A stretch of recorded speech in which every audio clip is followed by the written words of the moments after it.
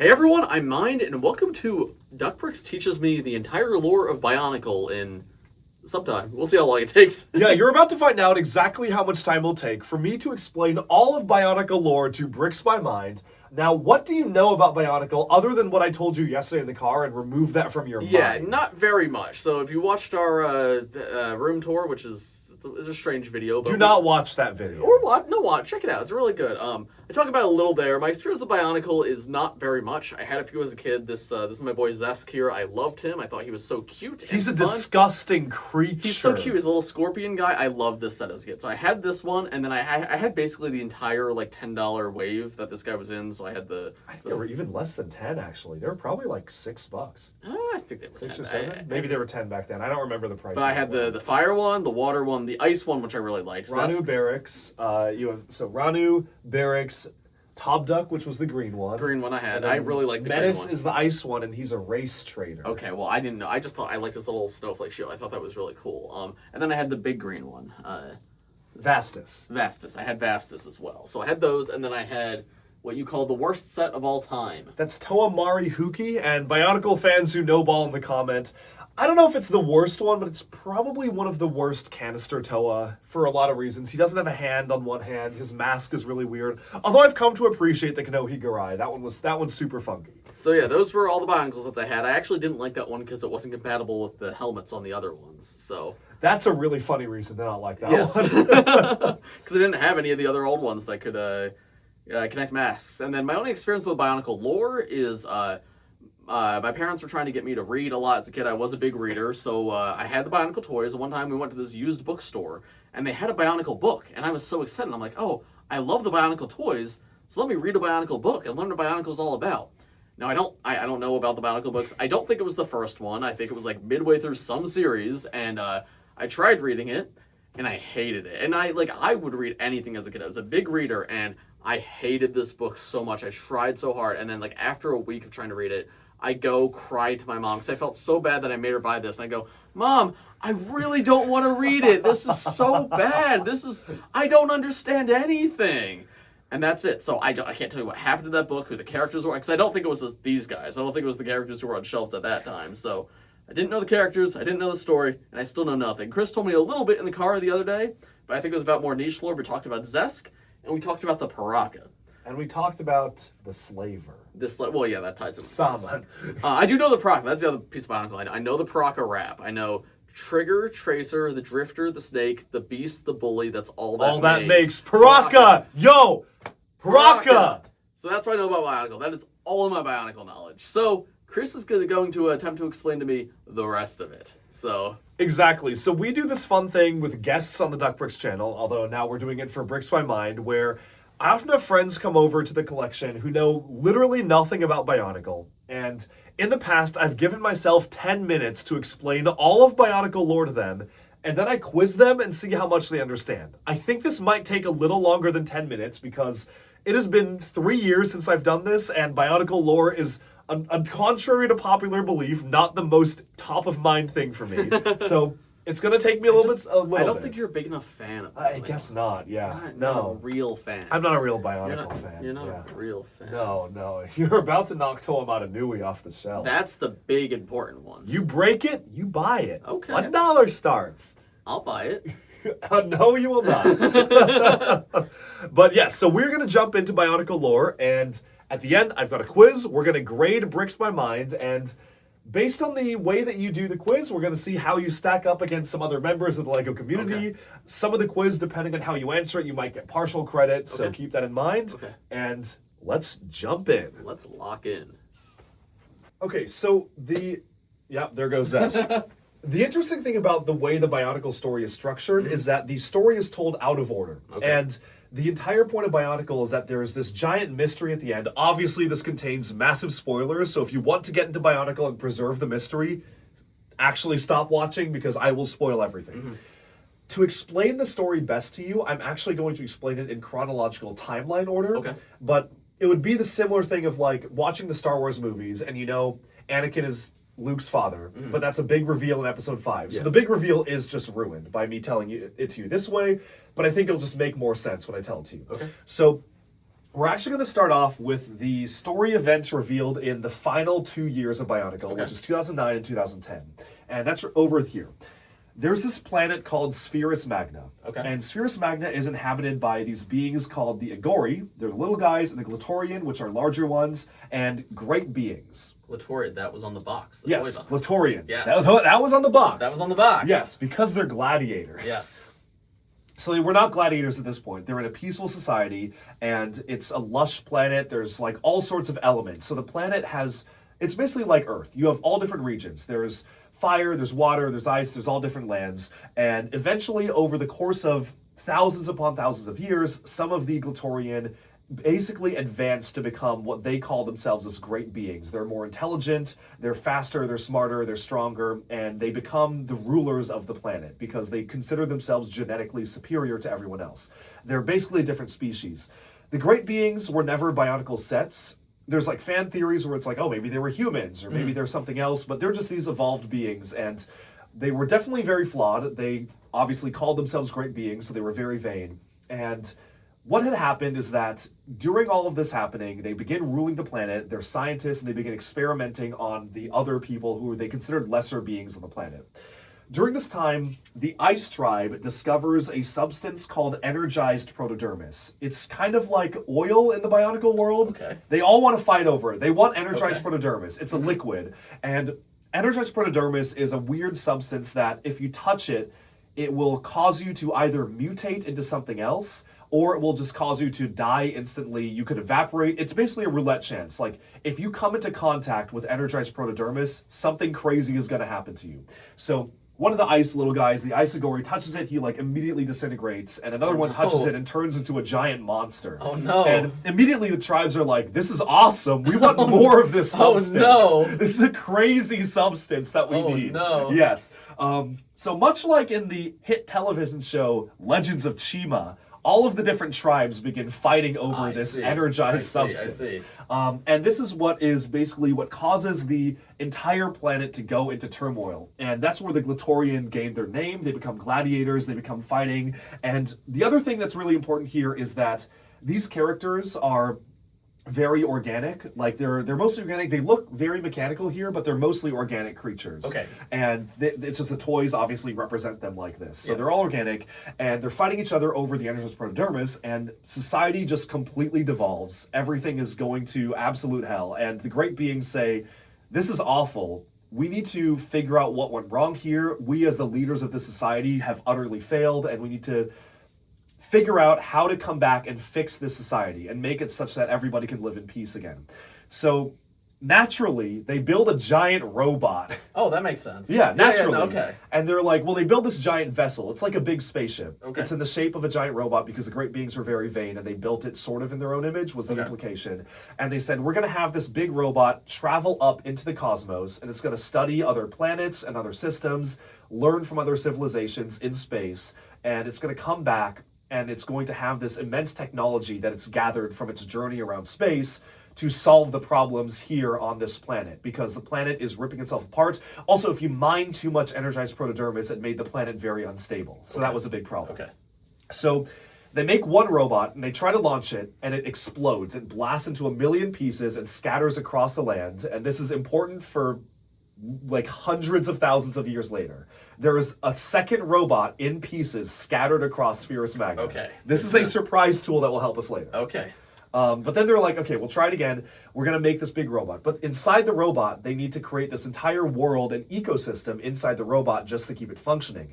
And so the great beings create multiple new forms of life. But they really start with a couple, and that is the Matoran and the Toa. Okay. And so those are all of the little guys. The little guys and the big and guys. the big guys Got of the it. main Bionicle wave. From 2001 to 2008, that was what we established. And I think I explained this to you in the car, but obviously the big reveal of Bionicle is that everything is happening in a giant robot. In a big robot. And that was the crazy reveal after 8 years of story. So I've just spoiled that. These guys aren't even really the same species as the Not at all. Not at all. Okay. They're the same scale. They're to scale with each other. Okay. But they're not the same species. Okay, so these... it does make the toys a little confusing that they look robotic, but this is supposed to be like a flesh creature. It's flesh with like a little bit of biomechanical augmentation. Okay. The way it's been described, I think, is that the Agori and Glatorian are like 60% flesh, 40% tech, Okay. and it's reversed the reversed for the Toa and Matoran, where they're mostly tech and then some organic parts. They're biomechanical. Bionicle stands for biological chronicle. Got it. Okay.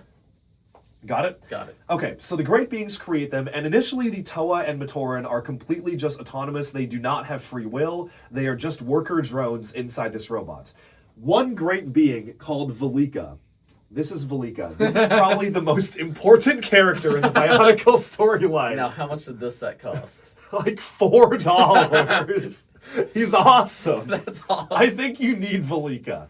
This is we'll hold up Velika to the camera so folks can see exactly. And he was so cheap that they didn't even give him like all the Bionicles had a piece you put in the back of their head so their eyes glow. But he was in such a cheap set they were like, we don't even have the budget for that. So he doesn't even have eyes. But he's the most important character in all of the lore. And the trick is Velika basically is a great being. He's the only great being we got. This was also like a 2010 lore edition and absolutely a retcon.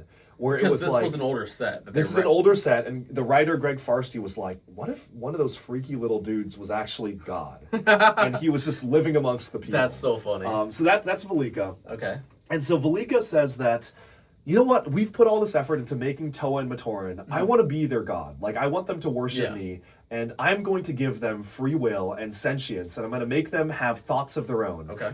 And he basically overrides the programming that all the other great beings did right before the robot blasts off to make the Toa and Matoran and all the other creatures have their own thoughts and become their own individual characters. And his goal is he sneaks aboard the robot, which none of the great beings are really supposed to be there.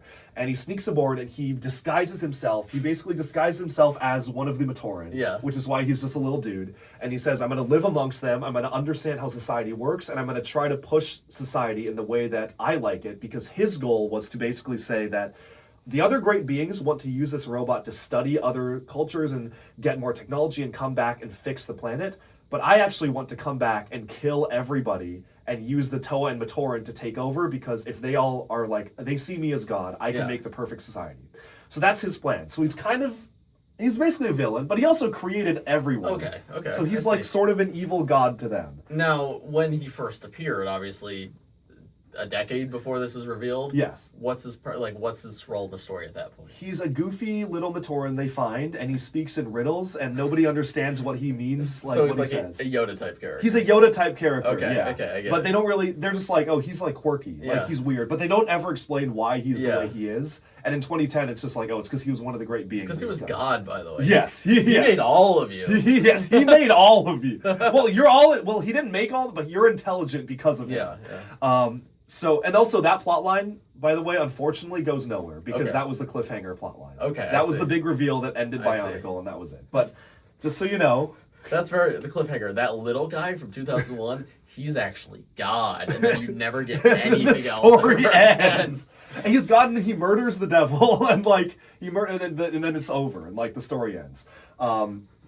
But anyway, so then the robot, basically what happens is, while the Glatorian and Nagori are fighting over the energized protodermis, they mine so much of it, they figure out how to turn it into weapons, turn it into like guns that can shoot it. They make armor out of it, so it's all that. And mining it so much causes the spherus magna planet to destroy itself. Okay. So it breaks into 3 chunks. There's a huge implosion, and 3 chunks of the planet break off, or 2 chunks break off. And this is what's known as the shattering. The shattering. Shatter spin. Shatter spin. Okay. Yeah. Okay. I get it. So the planet literally shatters into 3 parts, and basically would you say it shattered its goodness? I think they shattered its goodness. Its goodness was shattered. And so basically what happens is that it was spherus magna, because it was a sphere. It's not a sphere anymore. So it split off into aqua magna, which is all water. So all the water on one side kind of moved to this side. Bota magna, which is all jungle. And it's also filled with dinosaurs, because dinosaurs are awesome. And then it's Bara magna, which is the wasteland that's left. So Bara magna is like the barren desert. Okay. The Agorian Glatorian, essentially over hundreds of thousands of years, lose all knowledge of the great beings. The great beings who stayed kind of faded into obscurity. They felt they shouldn't meddle in politics anymore. And eventually they degrade into much more brutalistic savages, and they're living in a post-apocalyptic world. So all technology, most technology they have is gone. There's weird technology around the land they don't understand. They see it as sort of like magic sometimes, and they have very basic cars, and that's it. They don't have anything else cool. Did they have cars because those were sets? Absolutely. Oh, that makes sense. One of them is, there's like a dual motorcycle there. That's There's sick. a snow speeder. That's sick. This is a car. This is a scorpion creature. Wait, that's sick. That's a car because then it treads and it can transform into a car. I think I remember seeing that in the LEGO magazines as a kid. Yeah, it's awesome. Scopio XV1. It's very cool. But that's all they have. So it's post-apocalyptic. Oh, the dinosaur. Yep, that one's there too. That's sick. Yeah. So there was a whole wave of dinosaurs that was supposed to be Bionicle 2011 that got canceled. Okay. So the dinosaurs are only described and they're in some comics, but we didn't get sets off of them. That was a test. And that's one of the only ones that remained on Bara Magna. And that's why that was there. Okay, I see. Anyways, we never see the Glotorian and the Gori again for many, many years. So their civilization is cooked. Meanwhile, the Great Spirit robot rises up and it starts to fly out on its journey into the cosmos. And for a lot of time, its mission is going okay because these people were just given intelligence. They're kind of figuring themselves out. It is completing a lot of its mission. Over hundreds of thousands of years, it gathers technology, it gathers like materials, it scans a lot of systems and planets, and it starts to gain a lot of knowledge. Things actually start to go very wrong when it returns back. It was supposed to return back a lot sooner than it did to repair things, and clearly that doesn't happen. Yes. So on the return trip, this whole time, society has been evolving inside the big robot. So these two beings, so the big robot, the AI consciousness that governs the entire robot is called Metronoui. So Metronoui is the name of the brain of the robot. And it's just like a spirit. Like he's not a person yet. He's just a spirit, but he eventually gains intelligence. And he's stored in what they call the Mask of Life, which is the Kanohi Ignika. Life. Not light? No. What's the mask of light comes in somewhere, though? We're getting there. Okay. That's not even that relevant to our adventure story. But yes, okay. We're getting to light. But the Mask of Life is the Kanohi Ignika. And that is the object that stores his mind. So basically his entire consciousness is there, and it's situated in the brain of the robot. I think it's in the heart or something. It's in there, and that governs the robot. But he can't oversee everything. So he appoints two people to oversee. They're like two brothers, basically. They're brothers. I mean, there's no familial relations here because they're all made. But they're brothers, Artaka and Karzani. Artaka has the mask of creation, and Karzani has the mask of possibility. Kanohi Olisi, the mask of... I think possibility is the wrong word, but it's... Basically, what the Mask of Creation does is he can create anything that he sees fit using materials around him. So he can, like, see metal in front of him and shape it into something cool. And the Mask of Possibility is not right, but it's the Karzani's mask, the Olisi, it basically it projects a vision into the mind of whoever its victim or the target is. And the original goal was to let them, like, see what their greatest dreams are. He later uses it to make people see their greatest fears. The easiest analog for these is, like, if Metronoui is like the ultimate knowledge above all, Artaka's like God, sort of, but he's like who the Matoran and Toa see as God, and Karzani is co-leader with him. They have a falling out for reasons that are not really that important. Karzani gets kicked out of Artaka's realm, and he makes his own realm that is also called Karzani, which is basically hell. Karzani's job in the universe is very important. It's to repair all the Matoran that break over time. So the Matoran are all the workers, or the worker bots of the universe. If they break or get damaged, they go to Karzani, and Karzani fixes them and he sends them back. However, after his falling out with Artaka, Karzani is like, wait, no, I don't want to just fix them. I can make them better. And Artaka thinks he has a massive creation. I'm actually going to make them better. And he starts to experiment on the Matoran, and that's why that Matoran are supposed to look like this.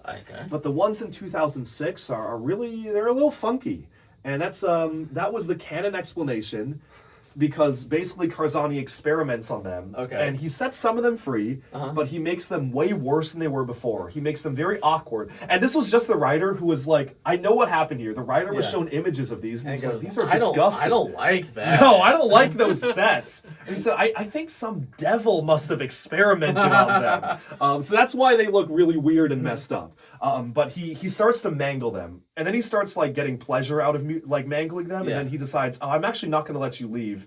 And he starts to just torture them. So it literally it becomes Bionicle hell is Karzani. And Now, like, go to Karzani is actually a phrase they use because it's just go to hell. And, like, it's because now the connotation is you go to Karzani, you never return. And so defective Matoran, or if you're not good at your job, you will literally get sent to hell and you'll never return. He figures out how to make them turn into living stones, so when you step on them, they, like, feel pain, but they can't move. It's really messed up. It's a messed up land. Bionicle is very dark, is what I've learned. It's very dark. We haven't gotten to the Bionicle multiverse yet, which is a concept of which we understand. When I learned the Zesk lore, it made me very sad. We're not covering that in this video. We are not covering the Zesk lore in this video. The Zesk lore is very sad because I thought this was a cute little scorpion guy. And to be fair, I think when he was designed, he was a cute little scorpion guy. And the writers were like, what if he was really messed up? What if this was the darkest character ever?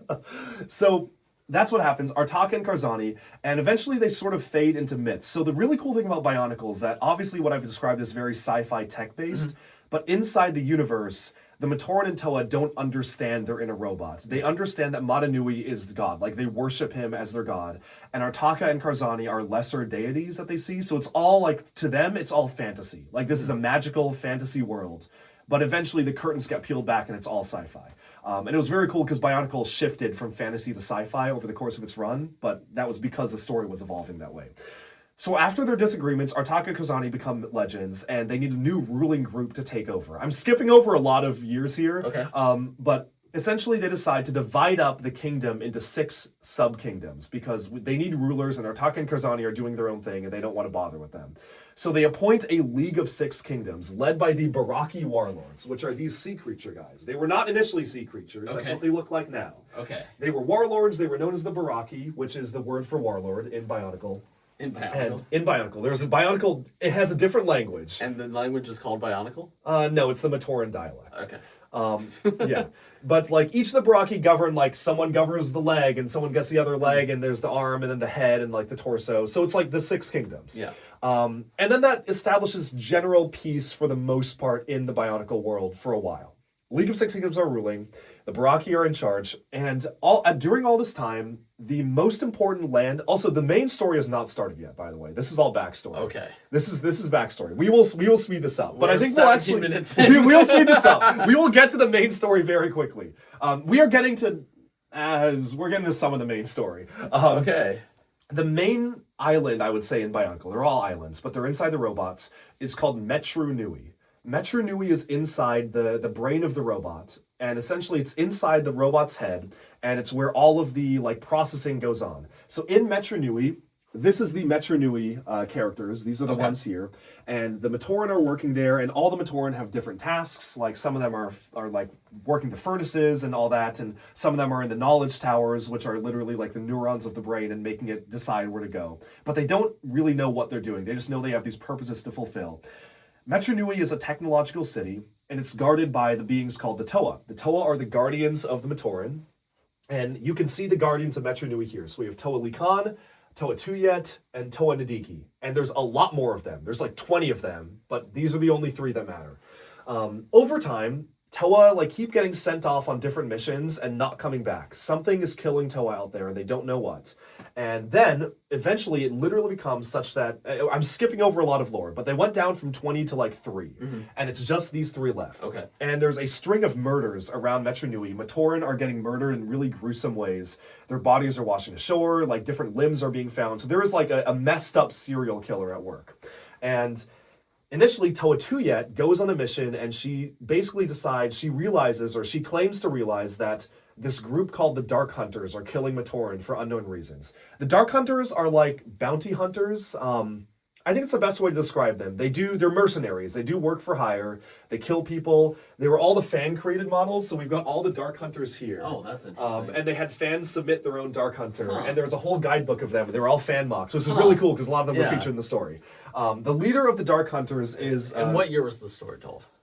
The Dark Hunters were important in 2005. And 2006, because the Paraka, which we'll get to, were Dark Hunters, and they broke off from them. We're going to get to the Paraka. The leader of the Dark Hunters is this messed up combo model called the Shadowed One. And all of the Dark Hunters had code names. No one knew their actual names. So this is the Shadowed One. And he has 3 legs, if it's not obvious. He's a really freaky character. Some people think it's a tail, but it's just 3 legs. I don't know. And these are the 2 main groups that form. are the Dark Hunters, which are the mercenaries, and the Order of Metronoui, which are the sworn protectors of Metonoui's will. So they're basically these like religious nuts. They're like the Jedi, sort of. They see themselves as executing the will of Metronoui, and typically the Order of Metronoui are sort of seen as the good guys, but they're more morally ambiguous in a lot of ways. But they're like the good guys, and Dark Hunters are the bad guys, but they're not really good or bad. They're just kind of these organizations doing their own thing. So anyway, Tuyet blames the Dark Hunters for the murder of the Matoran. I honestly don't remember why she blamed. It was some political reason that she wanted to like have the Dark Hunters get cooked, and it was. But anyway, it was actually her. So Tuyet was the crazed serial killer. Oh, really? Okay. And she's one of the Toa. So that was really crazy because the Toa are supposed to be the paragons of virtue, and this is the first time a Toa has totally gone rogue and has done something like this, which really goes to show that like the programming was starting to slip, and sometimes the good guys were becoming bad, and so on and so forth. And so Likon and Nadiki discover that Tuyet has done this, and Likon basically says, Nadiki, we need to team up to take her down. Nadiki, however, gets tricked by another Dark Hunter, Lariska. That's why she's next to him. Okay. And they're involved in the politics. Lariska convinces Nadiki to quit the Toa and join the Dark Hunters instead. So Nadiki doesn't show up to help Likon fight Tuyet. However, Likon still wins, and Tuyet is killed. Likon just kills her. He ends the threat. He kills her. And Tuyet is just, I think he either kills her, or Toa can't kill, but events lead to her death. Eventually, Tuyet is dead. That's all that matters. Yeah, Toa can't kill. That's the main thing. Well, unless there's the Toa code, and that says they can't kill, but they break it a lot. I see. Certain characters break a lot. See.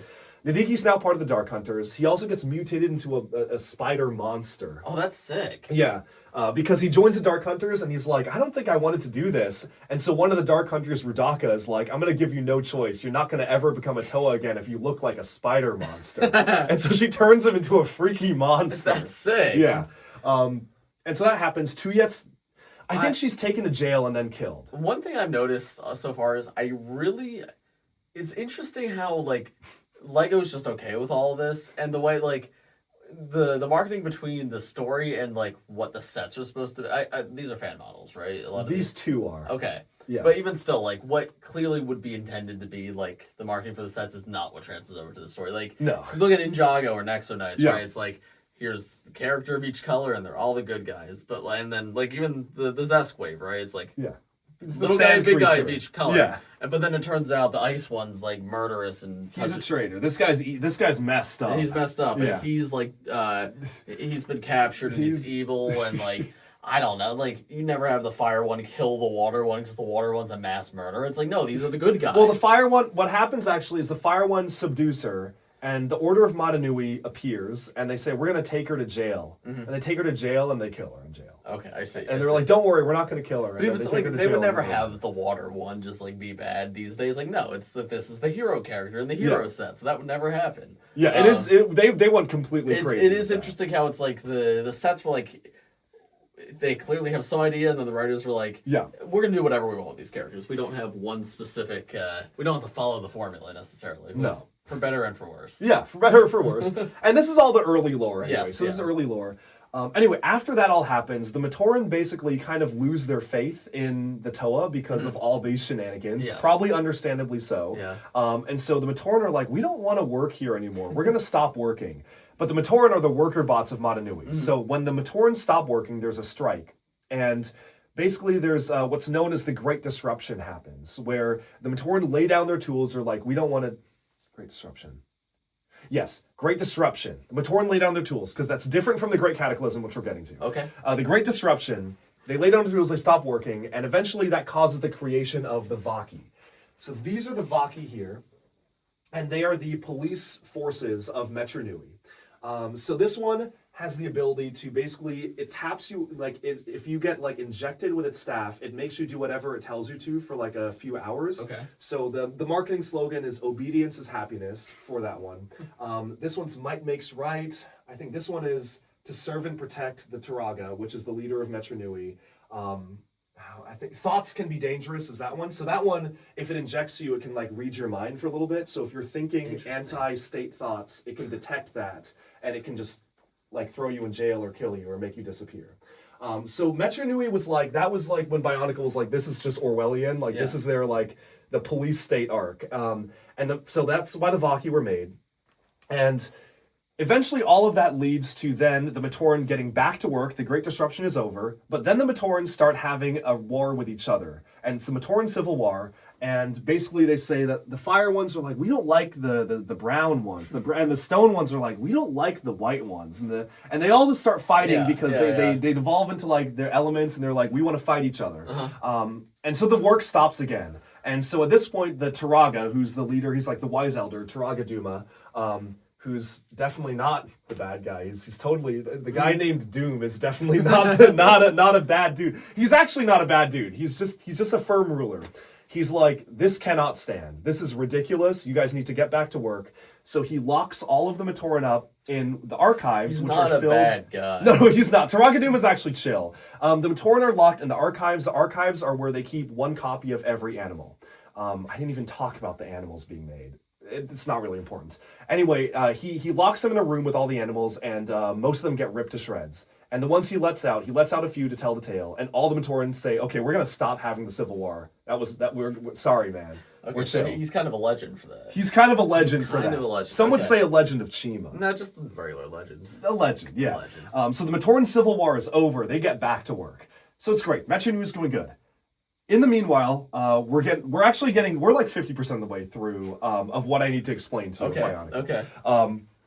At the same time, there's other races being made, and the most important race, I would say, the species of characters are the Makuda. Okay. So these are the Makuda. There's these the little insect and bat guys. Okay, that's sick. Yeah, the Makuda. There's another one. The main one's over there. That's Makuda Pterodax. One of them's a big dragon. There he is. That guy. Is that even in frame? Yeah, I think everything is actually in frame. Sort of. Yeah, he is. Okay, barely. Okay. So the Makuda formed this organization called the Brotherhood of Makuda, and they basically are the peacekeepers of one level above the Toa. So the Toa serve the Brotherhood of Makuda, and the Brotherhood of Makuda are the peacemakers across all of the land. Because again, I was explaining the political drama in Metronoui, but there's the entire rest of the robot to maintain peace in. Mm-hmm. They're also the scientists. So the Brotherhood of Makuda use material they call antidermis. And they use it to mix it up into concoctions and viruses. And viruses, there are a lot of viruses in the Bionicle universe. Like the word viruses means like something else in the Bionicle world. It's like a virus they could grow a virus and have it basically turn into a creature. Like that was what viruses were. Okay. Yeah, you get it. Yeah, they call them viruses. I don't really understand why. Sure. But essentially, their role was to create animals. And the Brother of Makuda, in addition to becoming the peacekeepers, they later become the peacekeepers. They start off as scientists who make animals. And the animals are the beasts of the land that do manual labor. Those are the Rahi, which you can see up here. Yeah, those are awesome. So yes. I like this one, the bird. The bird, the crab, the little spider, the Fiku spider. There's the Kanera, the bull, the Muwaka, the cat. The Ninjago and scorpions. The animals can wear the masks as well. Yeah, which we'll get to. We haven't even talked about what masks. Yeah, we haven't even touched on masks. Oh no! So anyway, the Makuda make all the creatures, and the main scientist is Makuda Mutron, and he starts making some real freaky creatures. This is not relevant. He makes really freaky creatures, and we're like, dude, you got to tone it down. Like, stop making those. It's like, why did you make a big scorpion? He's like, it's because big scorpions are awesome. And that was his character. He's like the mad scientist character. Sick.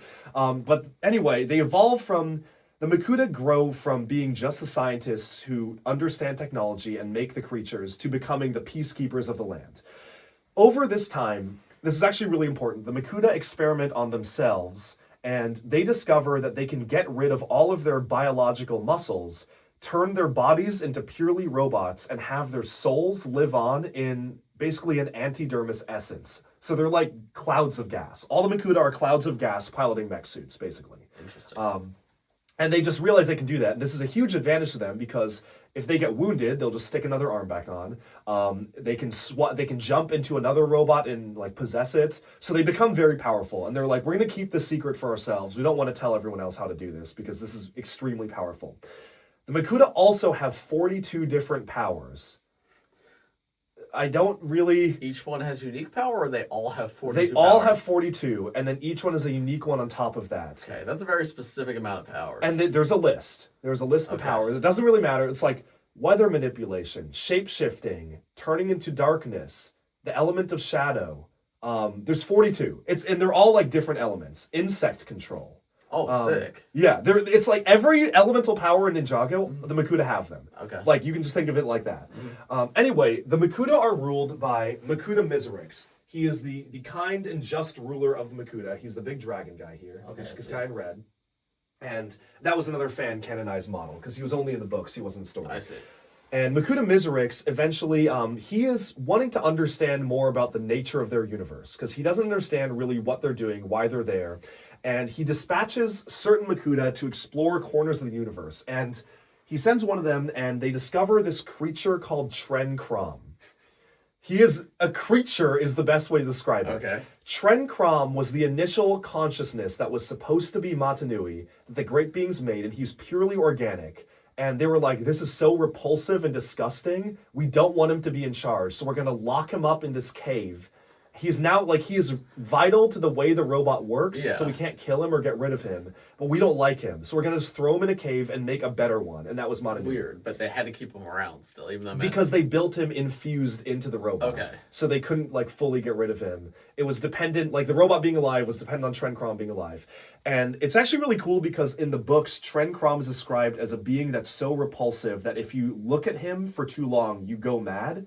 And he is so repulsive, you can't even describe what he looks like. So he's like a ball of flesh, basically, or some ball of flesh with, like, we know he has tentacles. He's like the Kraken that you were mentioning. Yeah, he's like a Kraken type creature.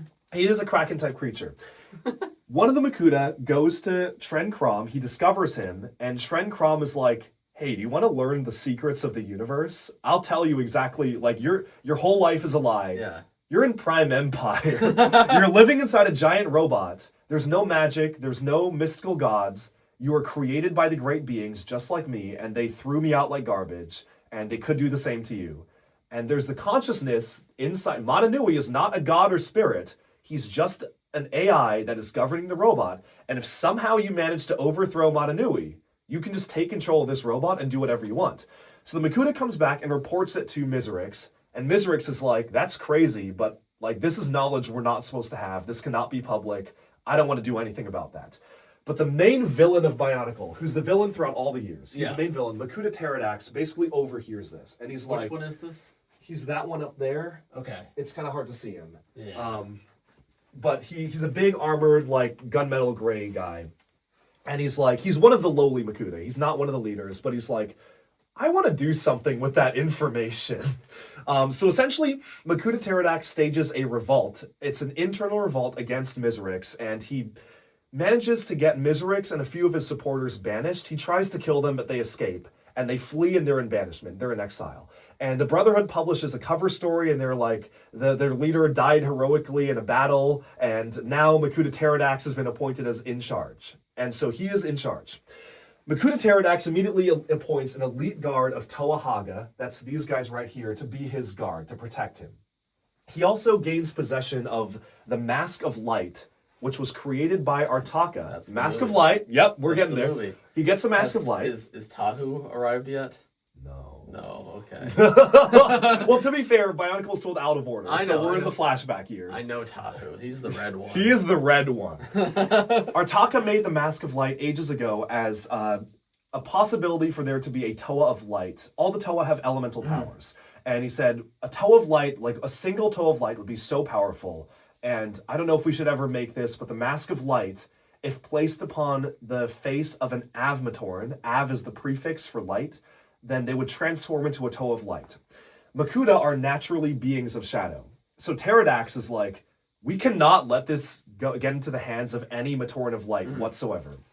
So quietly, the first thing they do is take the Mask of Light. They go to Artaka and they're like, hey, we'll keep it safe. We'll just hold on to it. At this point, the Makuda are the good guys, the protectors. So Artaka's like, okay, you can have it. Just keep it safe.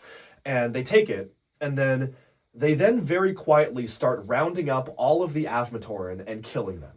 So they just start rounding, but like very quietly over the course of hundreds of years, they slowly just start killing all the Avmatoran. And the rest of them, they figure out a way to give them a virus to make them lose their memories, and they just drop them in different places. and they don't remember things. And Yeah. so, like, there's a lot of Avmatoran out there that don't know they're Avmatoran, and we're getting there.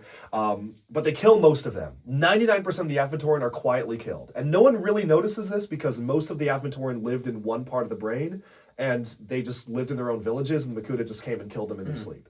The other thing that Avmatoran are built to do, and we're jumping to 2002 here, is that they can transform into Borak. Those are the balls.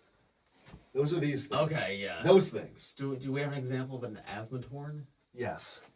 Those are the little guys here. Okay. These are the Avmatoran. This Okay. guy, this guy, this guy. I see. And Takua, this guy, and there's a reason why he's shrunken. It is really interesting because Bionicle had canon reasons as to why the builds were different. Okay. Not that they just wanted to do a different build every yeah. year. Like, there's actual reasons as to why they're different. Interesting. So the Matoran were built with the function that if they need to, they can be forcibly transformed into a Borak. A Borak is purely mechanical and a little organic, but it has no thoughts of its own. And the purpose of the Borak, the balls, Yes. is to clean the surface of the robot. Okay. So if there's like dirt or debris that gets stuck on the big robot, Metronoui, they turn a few Matoran into Borak, and the Borak have one mission, it's just to cleanse the surface. So the like slogan of 2002 was "Cleanse it all, it must be cleansed." And that is what always just goes through the minds of Borak, and they don't have their own thoughts. Okay. But they clean the surface. This is a surprise tool that will help us later. Okay. Just remember that's what they were made for. Okay.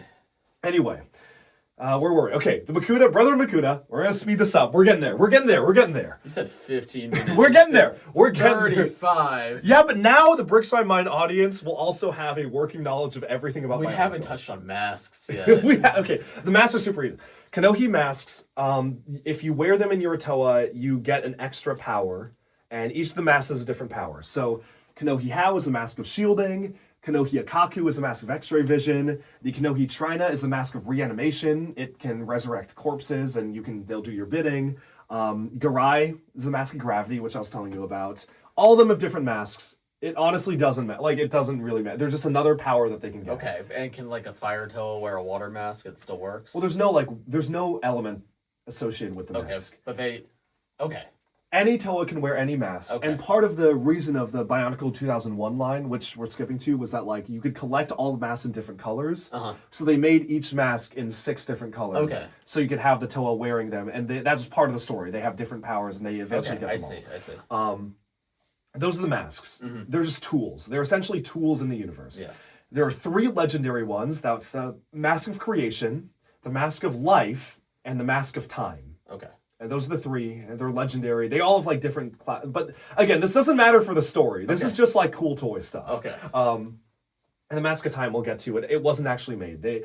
The Great Beings had designs on how to make the Mask of Time, but they didn't figure out exactly how to do it when the robot launched, and it took years to figure out how to make that. Anyway, okay, so now we are getting into the full. That was all backstory. Yes. We are now getting into the full story years of 2004 and 2005. That's this row. This is our first story year. Okay. It's a flashback year. Okay. But it's 2 years of flashbacks Okay. this year. Okay. Okay. So, again, Tuyet's dead. Nadiki's a big spider and a dark hunter. The big spider was the set he was released in. Okay, so this is the... This is the Toa form before it was a spider. Likon was the set. Likon is the only Toa in Metronoui. There is none left, and it's very weird because Metronoui is the most important. It's one of the most important cities, and it just has one Toa because the rest of them are killed, and secretly the rest of them were killed because of shenanigans going on with the Dark Hunters and all that. Likon says, okay, it's time for me to make some more Toa. Matoran can be transformed into a Toa if they're deemed worthy by another Toa, and Toa can make Toa stones. And Toa stones can be used to, like, they're basically like Pokemon evolutions. So they go from the little guys and the big guys. The little guy could turn into a big guy. Exactly. Yeah. Little guy can turn into a big guy. During this time, at some point, Makuda Pterodax captures Taragaduma, puts him in stasis in a sleeping pod, shapeshifts into him, and he assumes the guise of Taragaduma. Okay. So Makuda is actually in control of Metronoui, secretly. Makuda Pterodax.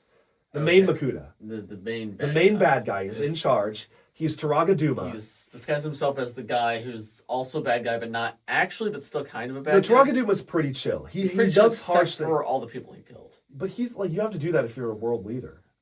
Sure. Yeah, and there was the Matoran Civil War, man. They were being unproductive. He's got Doom in his name. Yeah, well, that was because it was hinting that he was actually Makuda. I love that little guys can be villains. I think that's awesome. He's got his arms crossed because he's like evil. He was always that's sick. I like that the little it's not just the biggest one. That's no, yeah, he's awesome. So Turaga Duma is secretly Makuda, and Makuda hires Dark Hunters Nadiki and Kreka. Kreka's the big dumb one. Okay. He's like the big brute back there, and he talks like this, and he sounds exactly the way you would think he sounds like. Like Axel from Next to Night. Yeah, he's Axel from Next to Night. He's the rhinos in Shima, and the bears in Shima, and the gorillas in Shima. Yeah, he sounds like that. He's dumb. And Nadiki is always paired with him because Kreka's a dumb brute, and he's like too much brute force, but Nadiki is like sly and cunning and calculating, and also doesn't want to be part of the Dark Hunters. Mm-hmm. So Kreka keeps him in line, but Nadiki keeps Kreka in line. So they're like a good duo. So Pterodax hires the Dark Hunters to help him maintain peace. But he really does that so they can basically scare the Matoran into submission. He also starts using the Vaki way more aggressively, and the Vaki also were created by an inventor, Matoran, who didn't realize what he created, and he felt so ashamed of his creations he went into hiding. He's not important. We don't need to talk about Mavra. It doesn't matter. Okay. But anyway, this is the main story. So Likon goes out and he finds 6 worthy Matoran. Vakama, Nokama, Matau, Nuju, Onua, and Wenua. Okay. He then says, you're worthy, and I'm going to turn you into Toa. He gives them Toa stones, and as he's giving one to Vakama, this is the Bionicle 2004 movie. Mm-hmm. He gives one to Vakama, Nadiki attacks him, because Nadiki basically realizes he's making more Toa, tries to stop him, and he captures Likon.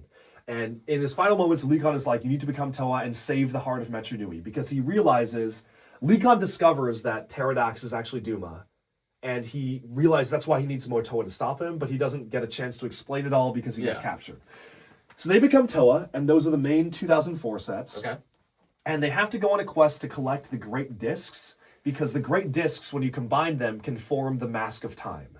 Okay. And the discs, the lore behind the discs don't matter. Like, it doesn't matter for the lore. It's complicated. They go find the Great Discs. It's a fetch quest for the first half of the year. It's really boring. It's probably one of the worst parts of the Bionicle story. Okay. They just go around and look for them, and the Dark Hunters chase them. And it's like, okay, that was the most like basic Lego theme of the story. Like, that's the most basic Lego theme the story ever got, is we have to find these 6 things, and we're going to be chased by 2 bad guys. So that was the first half of the year. Second half of the year, things get much more interesting, and this is probably the most important part of Bionicle lore, is that Makuda Pterodax as Duma has all the Matoran gather into the Grand Colosseum, and he says that I am going to basically there's a very important thing that we need to do. You need to get into these safety pods. I'm going to bring us away. There's an emergency coming. The Toa, these are not Toa, they're actually evil, and he turns the populace against the Toa. Interesting. And he frames them as evil, and he says, you need to get into these containers for your own safety. I will hire these Dark Hunters to defeat the evil Toa, and I'm going to save the city. His real plan is that when you enter these spheres that he puts them in, you lose your memories. So anyone inside a Matoran sphere, and it was actually really cool, the canister lids of 2004 could combine to form the sphere. And they actually fit a Matoran inside. Sick. Okay, and they look like that in the movie. But it was to erase their memories, and his plan was that I'm already ruling Metronoui, but the Matoran are like, they're kind of rebellious, and like there's all these issues. I'm going to wipe their memories, and then I'm going to awaken them, and I'm going to make myself their god, and they're going to worship me. And that was his plan. The Toa arrive, and they're like, we need to stop this. This is awful. And the Toa just lose. Like, all the Matoran, they arrive too late, and the Matoran are all in the memory pod, so they lose their memories, and the Matoran are there. However, in a big battle, the Toa managed to defeat Pterodax temporarily. He transforms into his true form. He has like big bat wings, which were never in the actual set, but they were awesome. And they seal him up encased in this like cage where he's like frozen. And that's where he is for a little bit. During this time, Toa Likon turns into Turaga Likon, who was a Duracell promotional set. He was basically a magazine gift. Okay. And because when Toa fulfill their destinies, which is basically when they fulfill the purpose that the code gives to them, that they turn to Turaga. Likon's destiny was to make more Toa, so he made more. He turned into a Turaga. And okay, so the little guy can become big guy, and big guy can become little guy. Yeah, but this little guy is old little guy. Old little guy. Yeah. Got it. He's not the same as the Matoran. Okay. Which are the like child. It's like child, adult, elder. Oh, and elders are small, just like They're children. small, just like little guys, but they're different builds. Okay, yeah. Like that's an elder, that's a Taraga. He's the same build because they got. I mean, that was the one build that's like I don't know why he's the same build because Okay. they kept him the same. But he's a Taraga. But then Taraga Likan sacrifices his life to save Vakama. Vakama's about to be killed by Pterodax. He takes the blast. Taraga Likan dies. While he dies, he gives his mask. Important. He gives his mask to Vakama. And this mask has a really cool history because eventually it's given to like another character who becomes this character, and it's passed down through generations. So that's like the start of it. He gives his mask, the mask of shielding, to Vakama. Vakama keeps it for safekeeping. They defeat Makuda, and they say, we need to get out of here. This is like, the city is completely broken. We need to find a new place to live, and we'll come back for the Matoran population when we find a place. They travel through these caves, and eventually they come upon a tropical island. What they don't realize they did is they traveled through basically the exits out of the big robot's head, and they go onto the surface of the robot's face, which is the Metronoui, which is the island of Metronoui. The reason for that is because there's an island there because when all the Matorans stopped working, the robot was actually, I'm telling the story in the right order. The robot was on its way back to heal the planet, to bring the three chunks back together. Remember, there was the planet. Right. The robot was already done. It was done with the mission. It was on its way back. It just arrived. It was in sight of one of the three planets. And then Makuda Pterodax takes over Metronoui. While he does this, all the systems temporarily shut down, and the robot crash lands from space into Aqua Magna. Okay. Which was one of the three chunks. I see. And it's the ocean one. So it crash lands there, and the camouflage system automatically activates because the robot was built with an auto camouflage system. If it crashes on a different planet, it can camouflage the surface, so it instantly grows an island on top of the surface, and that's Metronoui. That's the main setting of the first years. Oh my gosh, I need to hurry up. Okay. These Toa, the Toa Metru, they go up, they say, oh, this is a beautiful island, let's have the Matoran live here. However, in the time it took them to go up there, to find the island, to understand what it was, and come back, things have been happening in Metronoui to the Matoran. And the out-of-universe reason is that Metronoui was so popular and kids, it was only supposed to last 1 year, but kids loved the characters. And they were like, we want to see more adventures with these. Yeah. So the writers were like, oh, shoot, we have to come up with some random stuff that happens now. So they were like, okay. So while they were up there looking for the island, the Visorak came in. So the Visorak are the Scourge of Darkness, the Stealers of Life. And they are a race of spiders that are controlled by King Sidorak and Queen Rudaka. These two here. Rudaka's the one with these and the high heels, and King Sidorak is her dumb husband. Okay, got it. Although they're not really, because love isn't a thing in Bionicle. Okay, really. I see. Yeah, but they're the regents, and they rule the Visorak, and Makuda has telepathic powers. Pterodax one of his powers is telepathy. Rudaka is a member of the Dark Hunters, because he has a history of working with the Dark Hunters. He telepathically contacts Rudaka and is like, come to Metronoui. The Toa, like, encased me in this stone. Free me, bring the Visorak, we'll take over together. Because Rudaka and Sidorak are the rulers of the Visorak. So they descend upon Metronoui, and the Visorak arrive, and they cover it all in cobwebs. It's a web of shadows, some would say. That's the name of the year. It's you know how like Ninjago's Possession and Skybound? Yeah, it's Bionicle Web of Shadows was that year. I see. So that's 2005. And so the Toa come back to Metronoui, and they're like, what happened here? It's covered in cobwebs. There's all these freaky spider creatures running around. And they instantly get cooked. The spiders capture them, and they inject them with their venom, which mutates them into half animal, half Toa creatures. Okay. And they're the Toa Hordika. Hordika is the name for half man, half monster. Okay. So that's these forms of them right here. They're the more Some would say they spent too much time in the land of monsters and became monsters. A monster themselves? Yeah, so 2005 is all the monster Toa. Okay. So there are these ones here at the silver chest, and their masks are really weird, and they use like the animal eyes instead. And the venom slowly corrupts them, and it makes them make decisions they wouldn't normally. During this time, oh my god, I forgot about the Toahaga. I'm sorry. Flashing backwards several thousands of years, which is also what the main story did. I am telling you how the main story told it. You remember the Toahaga, the Guardians of Makuda Pterodax? Of course I do. Yes, the Guardians of Makuda Pterodax. Yes. Yeah. The Mask of Light. I was talking about the Mask of Light and I got sidetracked. Okay, they killed all the Matoran Flight. This is back when the Makuda were so good. They realized that the Makuda they're protecting, Pterodax, actually killed all the Matoran. and they're like, wow, he's actually evil. We need to stop him. They go on a quest to steal the Mask of Light from him so they can make a Toa of Light to stop the Makuda and get the word out before it's too late that the Makuda are evil. Makuda Pterodax hires Rudaka, who's the Vizrak one, and she can mutate people. She has them attack the Toa Haga because they rebel against Makuda, and they manage to take the Mask of Light successfully, but in the process, she mutates them into these freaky creatures called the Rahaga. Okay. So these are the same characters. Like, this guy turned into this guy. Okay. The red guy, that's Toa Norik. Okay. That's Rahaga Norik. Okay. And the reason why they call that is because they're half Rakshi and half Toa. Toa Haga. Rakshi are creatures you will see later. They're like freaky, like lizard creatures the Makuda control. Okay. But they're still good. They're still Yes. sentient, but she just turned them into freaky creatures so they can't really fight. Okay. So the Rahaga have been hiding out in Metronoui, and they've also been traveling around the world trying to stop Rudaka because they have a grudge against her. They're like, she turned us into these freaky creatures. Yeah. We're going to get revenge. And eventually they follow her to Metronoui. So there, after the Toa get mutated, they meet the Rahaga, who are the wise elders of the season, basically. And they basically say that, like, they explain the lore. They're like the lore, they're the Sorlas, They explain the lore behind what's going on.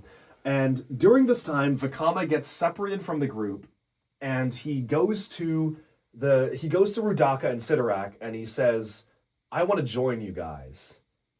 There's a lot that happens that causes this to happen. He's like very upset with Matau, who's the green one, and they have a falling out, and he's like, I hate you guys now, and he turns evil, basically. Okay. So Vakama is now evil. Okay. And Rudaka basically has Rudaka has the King Sidorak killed. She has Sidorak killed, and she wants Vakama to take his place. So now Vakama is like king with her, but he's really just like her slave. Like, he calls her master and stuff like that, and she like steps on him sometimes. I'm not going to give any comment to that. Yeah, it's a nice working relationship they have. I see. Yeah. Okay. So now it's Rudaka and Vakama who are the main bad guys, and the rest of the 5 remaining Toa have to fight them and try to turn Vakama back to the good side. Okay. So all of 2005, Vakama was basically evil. They have a fight against the Vizrak, and it's a long story. They discover the Rahi Kitangu, who's the yellow Cyclops, who has the power to cure them. And that's where Keat Orange comes from. Yes, that's Keat Orange. Yes, I know something. Yeah, because he was the set that introduced that color. Yes. And they find Kitangu, and Kitangu says he'll cure them if they get rid of all the Vizrak because he doesn't like them. So, okay, we'll get rid of the Vizrak. It's actually really funny because Kitangu comes, and Sidorak is getting crushed by him, and he's like, Rudaka, help me. And she's like, no. And Kitangu just murders him. He has his like club weapon there, and he like bashes his head in. That's like, they show that in the movie. That was really cool because they're just robots. You can show anything you want. So he bashes Sidorak's head in, and that's how he dies. That's how Rudaka has him killed. Anyway, they beat the Vizrak, but in the process, Rudaka frees Makuda Pterodax. So she accomplishes her mission. Pterodax is free, and then Kitangu turns the Toa Hordika back into the Toa Metru. He heals them. Okay. And also Vakama and Matau reconcile, and Vakama turns good again. This is very truncated, but he was evil for a year, and then he's good again. Got it. Okay. It's like evil J-Arc. Yeah. It's actually evil J-Arc. Okay. Yeah, so he was bad for a year, and then he's good again. Got it. And then they go to Metronoui, the island on the surface of the robot. They bring all the Matoran with them, and they awaken the Matoran who have no memory of anything. So now the only 6 people on the entire island who know anything about Metronoui, who know anything, are the Toa Metru, who with their destinies fulfilled become the Turaga, which are these guys. So this guy is this guy. This is Turaga Wenua. Oh, they've changed shapes a lot of times. Yeah, well, you go through the whole life cycle with them. Yeah, so that's the Turaga. That's the Wise Elders. So this is this. Like, this one is this one. See how the mask is the same? Like, that's the Turaga version of the mask. Yeah, and that's the Toa version. So they kind of design consistency there. Yeah. So now they're the Wise Elders. This is where the Bionicle story actually starts. Right. So this was like cool flash because you got to see the little guys when they used to be big guys. Yes. In the flashback. Yes. That's cool. Yes. Okay. That was 2 years. 53 minutes in. We've started the 2001 main story. The 2001 little guys are very funny. How many parts are they? 1, 2, 3, 4, 5, 6, 7. They were McDonald's toys. That's awesome. Yes, that's awesome. That's why. Also, the canon explanation for that is that while they were in the memory spheres, their muscle tissue degraded, so they're like shrunken down. Yeah. And that's why they're so much smaller than how they used to be. Yeah. But in like the real reason is that the toys just got better. And then what about that one? Which one? The yellow and blue one who's in the Tahu set. Oh, that's Takua. That's Takua. Yeah, he's with them. He's with them. Yeah, Okay. he's with them. He's just over there for reasons we'll get to. But was he wasn't one of these guys. He was. They all were one of these guys. Okay. And they all got shrunken down in the spheres and they became small. Okay. Takua, you remember how I said that some Avmatoran had their memories wiped earlier and were placed around the world for safety? That was by the Order of Metronoui.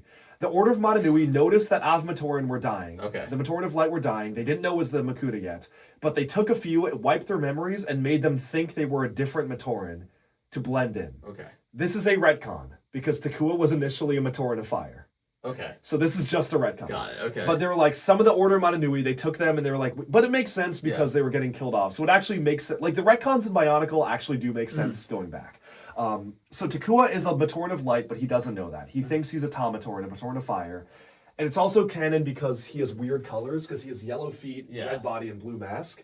And that is, like, that was just a weird McDonald's thing. Yeah. Like, that's, and like a video game thing. But the actual lore reason is because he's actually an Avmatoran. And that, like, they cut his arm, that's why his armor is colored all wrong. That's so funny that the McDonald toy is so lore relevant. Oh, he's the main character. Oh, yeah. Yeah, yeah. The 2001 is from his perspective. Yeah. Like, that's his point of view, basically. So anyway, there's no Toa. There's no Toa. It's just Matoran and Turaga. Yeah. Makuda Pterodax is out there, but he's weakened. During this time, he's like, I'm just going to mess with them. So he gets the Rahi, the big creatures, and he's like, I'm going to put the masks on them, and when my infected masks are on them, they'll do my bidding, and they'll attack the Matoran. And he does this for a while he's gaining his strength back from being defeated the last time, and plotting his next move. So all of 2001, they're fighting the Rahi. It's too much.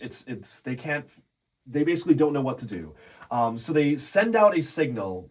It's a mystical thing. It's presented as mystical, but Takua says, we need heroes. We need people to protect us.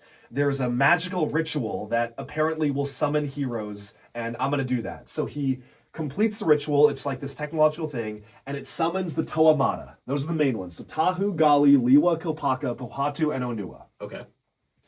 We are now going to flash back 400,000 years. 400,000? 400, I think it's more like 600,000. Okay. I don't remember the exact time. Oh, yeah, that makes more sense. So you're roughly wondering who the Toamata are and where they come from. Yeah. These were Toa trained by the Order of Metronoui to be some of the best Toa ever. Okay. The Order of Metronoui put them in stasis pods, and they were planning to launch these pods when they were needed to fight against Makuda. They were trained by Hydraxon, this guy. Sure. So this guy was the mentor of the Toamata. Okay. And he's dead now. Okay. He's long dead. Got it. He got a toy, though, which we'll get to. Okay. But he's long dead. This was 600,000 years in the past? Many, many years ago. So was the robot in space this entire time? Yes, the robot. This was while the robot's in space. So the robot was in space for a really long time. The robot was a very long time. Well, that's why civilization is cooked by the time they get there. They have no knowledge. I see. 400,000. It's many years. Many years. Yeah. Hundreds of thousands of years. Hydraxon trained them. He died of old age or whatever. He's dead. He was their old mentor, and he had this Maxilos robot. This is an autonomous robot. It's a drone, and that was what he used to help. Like the Toa trained against Maxilos. Okay, I see. They're going to become very important later because they get brought back. Okay. So, okay. Yeah, we're getting there. We're almost through. Sure. Yeah, we're almost through. Sure. The Bricks My Mind audience is getting a really good education. I don't think the Bricks My Mind audience is here anymore. They're gonna publish a 3-hour video on Bionicle. We were debating whether or not we should film another video tonight. Chris was like, "Oh, I can lock in." To be fair, you are locked in. I'm locked in. But now I'm locking out. No, we're locked in. We're locked in. So the Toamata were in said I stasis can normally pods. do this in 15 minutes. Yes, I can do this in 15 minutes. Well, let's see. Yeah, the Toamata were in stasis pods. During the takeover of canister. Metronoui, that's a canisters. Yes, because it's a set. Yes, they were launched to defend against Makuda, but there was a malfunction in the launch, and they instead launch outside of the robot and drift in the ocean of Aqua Magna for years. So they're there for years, their muscle tissue degrades, and that's why when they come out of the canisters, they're just in pieces, and they have to put themselves together. Just like how the LEGO sets set, yeah. Exactly. That's in the lore. Thank you, Christian Favor. That's very cool. Are we still recording? Yes, we are. Okay, great. So the Toamata are called, and they have lost all memory of who they are, what they can do. They don't remember anything about their past because they were in these canisters for hundreds of thousands of years. They piece themselves together on the beaches, and they each meet with the Turaga, who know a little bit. This is year 2001, and this is where you kind of learn a little bit about the story because the Toa are also trying to figure out why they're on this island and what they're meant to do. And it's really interesting because Bionicle media portrays the Toa almost like a higher level of being, like they're mysterious, like protectors and gods, and you only see glimpses of them. But obviously they're the main toys, so they eventually became the main focus later on. But really, the main characters of Bionicle 2001 were the little guys in Matoran, because they're the ones any kid could get by getting a Happy Meal. And also having them like see the action through their eyes made the Toa look so much cooler than making them the main characters. So the Toa are protecting against the Rahi. It's super simple story structure. They're collecting masks because they have to go around the island and collect masks, which the Turaga hid around the island. Now, were these the villains in 2001 or are these other toys? Okay. These are the villains of 2001. Oh, wow. Well, villains. They're creatures, but yeah.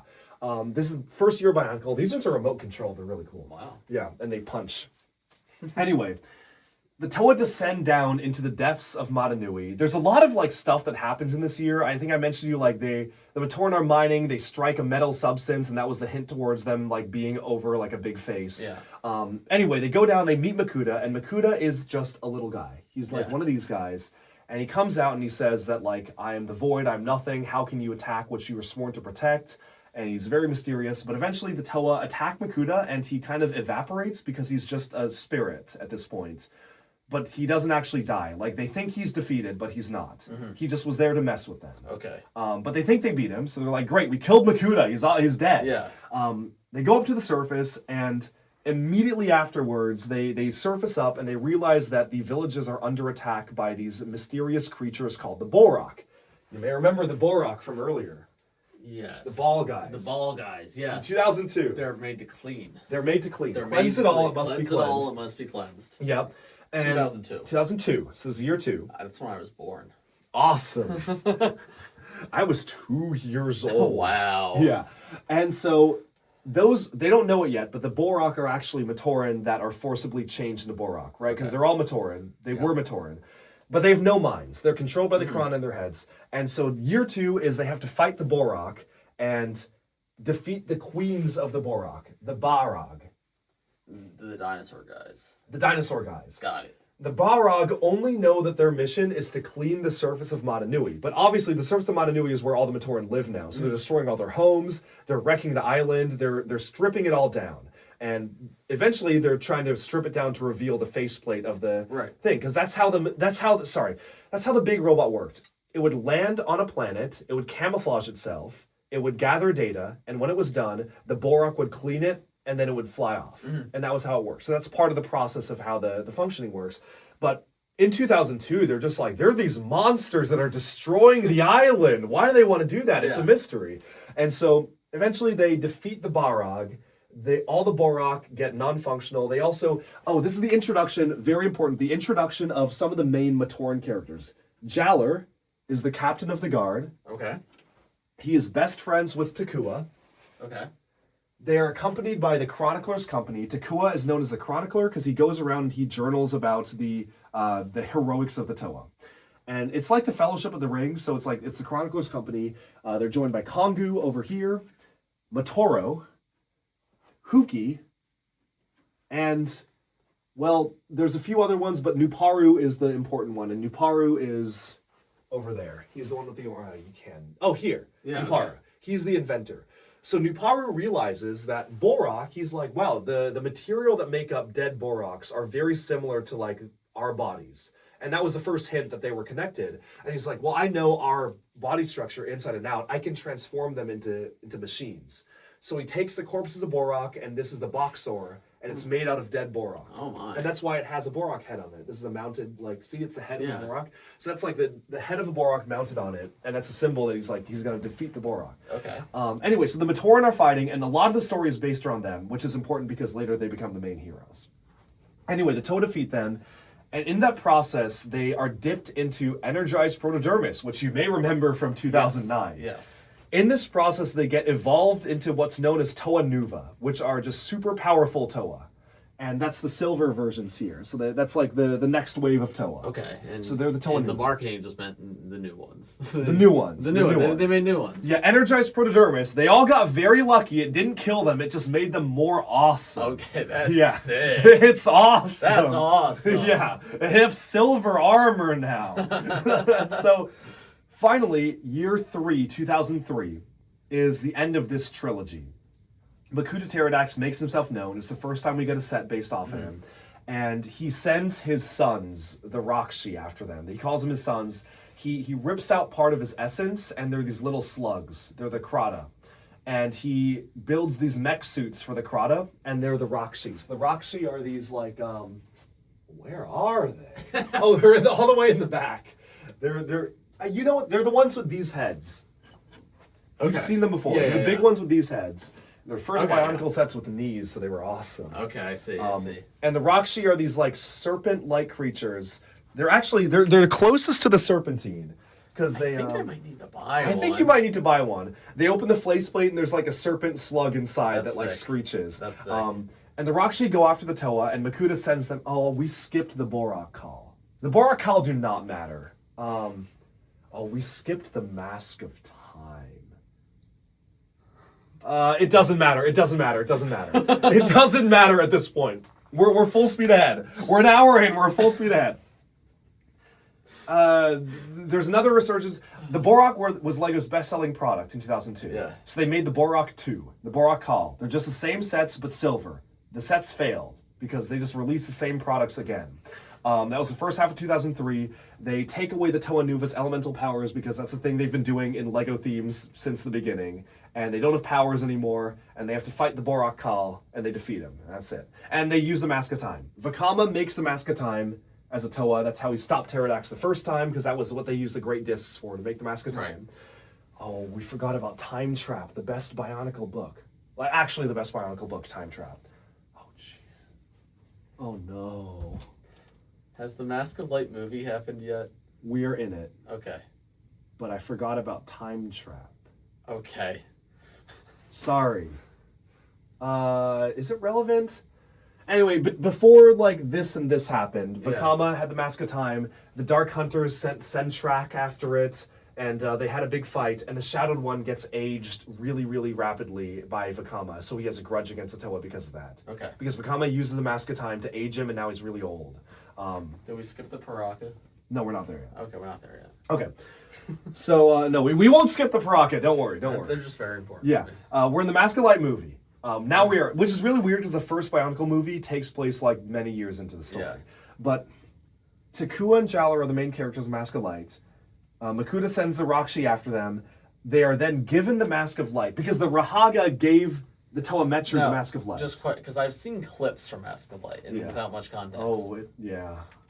Because they're supposed to be old guys. Don't they act like babies in that movie? No, those are the Matoran. That's Jaller and Takua. Yes. Yes. And are they children or are they old men? Well, there's no children or... But they are the old man stage of life or the kid stage of life? They're the kid stage of life. Oh, okay. I thought they were the old man stage. No, Jaller and Takua they're the Matoran. Okay. They were in the spheres, and they lost their memories. Right. And then they... But they're built... Because this is an old man, right? No, this is an old man. That's an old man. Okay. So the build is different. So, okay, they're similar. The McDonald's toys are children. The McDonald's toys are the children. Okay. The Taraga are the old men. Okay. And the Taraga are these ones. I got it. I see. Yeah. I see. I think I was looking at the wrong ones when you were showing me the ones that became old men. Okay. Yeah, no, they're in the child. So they sound like children because they are children. Yes. And Jaller's voiced by Andrew Francis, the voice of Morrow and Cole. Oh, wow, okay. Yeah, it's awesome. And so... They're given the Mask of Light, and Vakama says, we need to find the Toa, the 7th Toa. You need to make a Toa of Light. He conveniently gives it to the one Matoran who's secretly a Matoran of Light. It was very convenient of him to do that. Now, in the movie, is he secretly a thing of light, or is that the retcon part? In the movie, that's the big reveal. It's like, oh, the true Toa of Light was me all along. Yeah. And if I put the mask on, I'll transform. But in the canon, it's like, Vakama got really lucky and gave it to the one guy on Metronoui who would actually be the Toa of Light. He got really lucky. and gave it to her. It's like does the movie doesn't imply it's a biological thing, right? Just like No, the movie implies that like it's a chosen one. it's a chosen one. Yeah. But it turns out It's biological. Yeah. Nobody else could have done that. So I guess he really was the chosen one. But Kama got very lucky by giving it to him. I see. They go on these journeys throughout the land, and they encounter the Toa, they fight the Rakshi, and Takua realizes that he actually is the 7th Toa, and he's a Toa of light, and he puts the mask on, and he transforms into Takanuva, the gold one. Yes. Takanuva was like the main one. It was like the Lloyd Kai situation, where the new one introduced in year 3 becomes the main one. Yeah. So Takanuva then says, I'm going to end this today. I'm going to go down into the depths underneath the island, and I'm going to kill Makuda once and for all. And Makuda challenges him to a game of basketball. Sorry.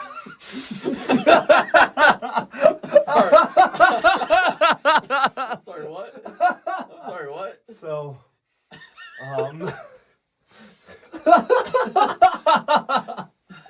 unfortunately, this is in the 2000. It's actually more like lacrosse.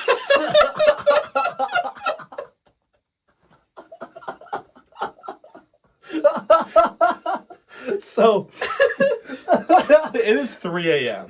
It is, and I'm sorry, we're talking about like we're murdering children, we're turning people into scorpions, and then the ultimate bad, finally after all these years being confronted with a game of basketball. So this was 2003. Yeah. What was also coming out around 2003 was like Lego Sports. Mm-hmm.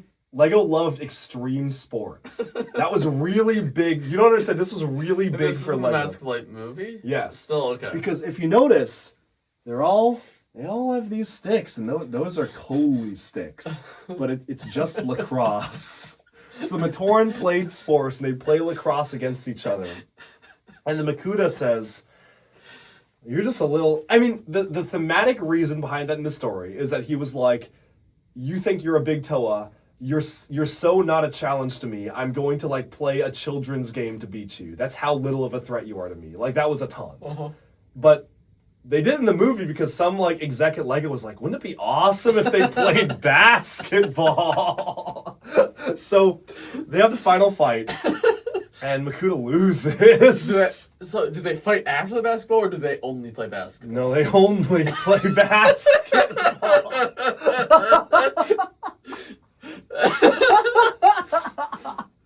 They only play it.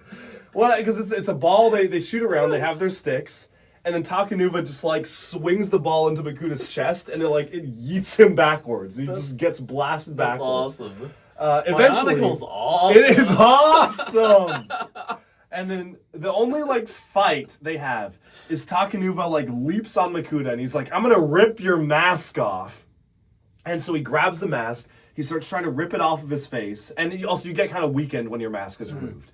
And as they're battling, they tumble into a pool of energized protodermis. And that mutates them and merges them into one being, Takutanuva. So now Makuda, Pterodax, and Takanuva are merged into one being, and he's the combo model. Oh, And that was the canon combo model, and that was the only combo model. I think that's literally one of the only combo models. It's like this is literally the two guys that merged together. Question: Energized protodermis. Yeah. Was that named from the beginning, or did you guys? Yes, want that was name? named from the Okay. beginning. But we learned what it really was in Okay, 2009. Got it. So they tumble into protodermis, they become Takutanuva. And Takutanuva has like the knowledge of Makuda, but the morals of Takanuva. And he's like, okay, I need to awaken Metronoui. This is what we need to do. And he's like a higher entity now, because he's combined. He goes up, we didn't explain how death works. So you know how stupid the Departed realm is in Ninjago? Yeah, they did that for Bionicle. Yeah. And it's really stupid. Okay. So we need to explain very quickly how death works, because it's actually very relevant. Okay. If someone dies in the Bionicle Matoran universe, in the body of the robot, their consciousness is uploaded to a satellite that orbits the robot, called the Red Star. This was in the lore since the very beginning, because in all the promotional like imagery of Metronoui, there's a red star above it. and it was supposed to be this like mystical thing, but no, it's a satellite. It's like the satellite that orbits Metronoui. The way the Red Star is supposed to work, it's inhabited by a race called the Castora. The Castora repair people and put them back down. So basically, you just respawn. The Red Star stopped working ages ago. The Castora went crazy, and the people who are sent up there, they never return back, and they turn into zombies. Okay. So when you die, you're still alive, but you're a zombie in the Red Star. Interesting. Okay. This is important. You'll see why. It's very stupid because when this was released, they were like, oh, so death means nothing if you can go up there and just get them. And they're like, no, they're zombies. But it's like sometimes you can cure them, so you could just get someone back. But this is this is 2010 lore. Anyway, Jaller, who's still a Matoran, little guy, he goes down to watch the fight against them. Oh, I forgot about this. No, Jaller gets killed before Takua turns into Takanuva, and one of the Rakshi kills Jaller in the fight. Jaller is dead. Got it. And he's dead, and that's when Takua turns into Takanuva. Takua takes his mask, and when he's Takanuva, he takes his mask with him he mounts it on the front of his vehicle. He has a cool vehicle that he flies, and that's Jaller's head mounted on the front of it because it's his best friend, and there was a merge quake. Yeah, we got hit by a merge quake. The phone that we were recording on died, but we only lost like 5-10 minutes. So we're back into it. So we're back. So as we were saying, Takanuva drives a cool vehicle. His best friend's head is mounted on the hood because he wants to honor his friend that way. And so he had flown that down to confront Makuda. When he's fused with Makuda Pterodax, he says, I'm going to bring my friend back from the dead. And so he calls upon the Red Star. And because Jaller was only up there for a very short time, he didn't turn into a zombie yet. So Takanuva takes Jaller's spirit and puts it back in his body and revives him. And so Jaller is back. And then now, Takutanuva, which is the fused being, has opened the gateway to go back into Metronoui, the brain of the robot. But he's holding it open, it falls down on top of him, and he gets basically killed. So Takanuva's mask slides out from one side, and Makuda dissolves back into the antidermis-like cloud that he was. Because remember, all of the Makuda were clouds of gas. Yes. That's what they are. Yes. So now they're split again, but they use the Red Star somehow to bring Takanuva back again. I don't really know how they did that. That's the one part of Bionicle lore I just don't remember. Maybe there's a reason, there's some stupid reason. But they brought him back, he was dead for a little bit, he's back now. And then they all go to Metronoui. Now the agreement that the Toa Metru made with Turaga Duma, who they awakened, is that, hey, we're going to take care of the populace. Can you just make sure that Metronoui is good and back ready for us when the populace comes back? So Turaga Duma, the real one, has been in Metronoui this entire time, just getting things back in order, waiting for them to return. Finally, they return with the Matoran and they re-inhabit Metronoui because they know that that's one step towards reawakening Metronoui, is going into Metronoui and basically being able to wake him up.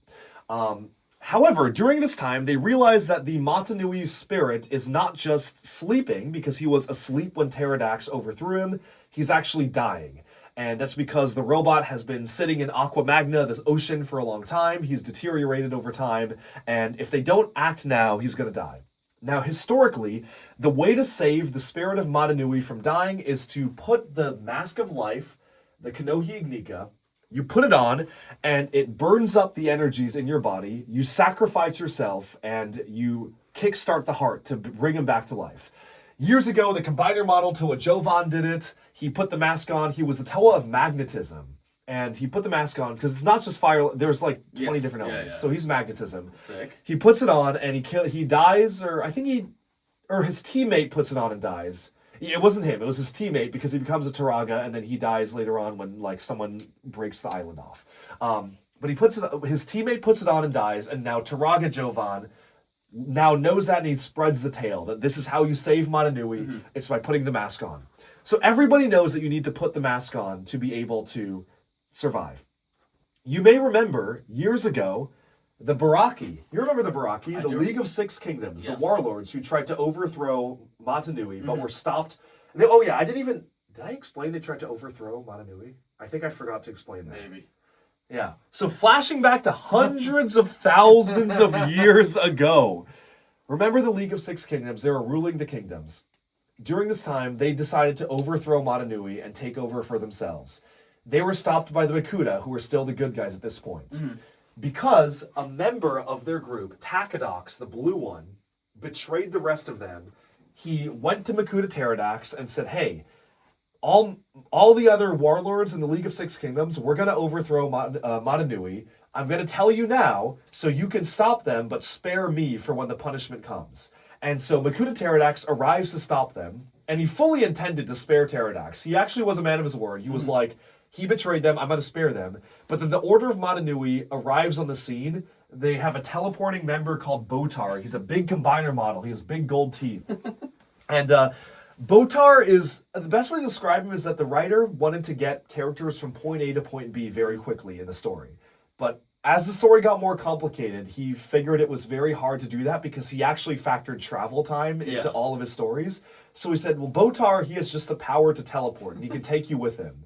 And he's one of the good guys, so the good guys use him to teleport. He's like fast travel. This is back then. Botar teleports in, and before Takadox is revealed as the traitor, the blue one is the traitor, he says, all of these guys are going to be put in the pit, the prison called the Pit. It's like Cryptarium Prison. It's a prison where they took Toa-Tu-Yet and then killed her. So he takes all of the warlords who tried to revolt, and he brings them to the Pit. And then Makuda Pterodax, through that, that's where Pterodax initially got the idea. He was like, wait a second. I stopped these guys from revolting, but if I wasn't here, they would have won. They would have taken over Metronoui. I can just do that myself. He's like, that's where he got the idea from when the League of Six Kingdoms tried to revolt. So anyway, this is relevant because when they were sent to the Pit, it was a prison that was it was on like the heart area of the island. When the Great Spirit Robot crashed into Aqua Magna, damage was dealt all around the land. So part of that damage was that Voyanui, which is the island of the heart, a big fragment of it basically ripped out of the chest and floated up onto the surface of the ocean, which is why Voyanui, as an island, is on the surface outside of the robot. This is outside the robot. However, part of the island, which was where the pit was located, the prison, was still on the surface of the robot. So it basically, if you imagine it, it crashed in the water and a chunk of the chest like floated up, and that's Voyanui. That's what they call Voyanui. But the rest of it is still underwater, and that was the prison. So because the prison is now fully underwater, it's like completely broken apart. All the inmates are loose, but the water on Aqua Magna was mixed with energized protodermis, because remember, that was when the planet split apart. So anyone who enters the water gets mutated in the deep water, because the deeper you go, the closer to the robot you are and the more mutated you can get. So that's why all of these guys are disgusting monsters, because they got mutated into sea creatures and they can survive underwater. Okay. Make sense? Yes. And they're still alive. Yes. Because they escaped the prison And because it's every underwater. Bionicle lives 1 billion years. Yes, every Bionicle, well, they're immortal until they break yeah. down. So yeah, every Bionicle lives 1 billion years. Correct. Anyway, so they're all underwater. We'll get to them later. Anyway, we're back on Voyanui, and I did not explain this all yet. So the Toa-Nuva are sent to restart the heart of Metronoui. They're sent to get the Mask of Life. Meanwhile, during this time, a group of Skakti, which are the Paraka over here. My legends. Your legends, yes. They go to Metronoui and they're like, we can loot this place. Much like the Ravens from Legends of Chima. They decide to loot the island. And the Skakti, to give a brief summary, Makuda Mutron, who is the chief scientist of the Makuda, one time he found a peaceful race called the Skakti and said these guys would be cooler if they could shoot laser beams from their eyes. And their teeth glowed in the dark, which the sets actually do.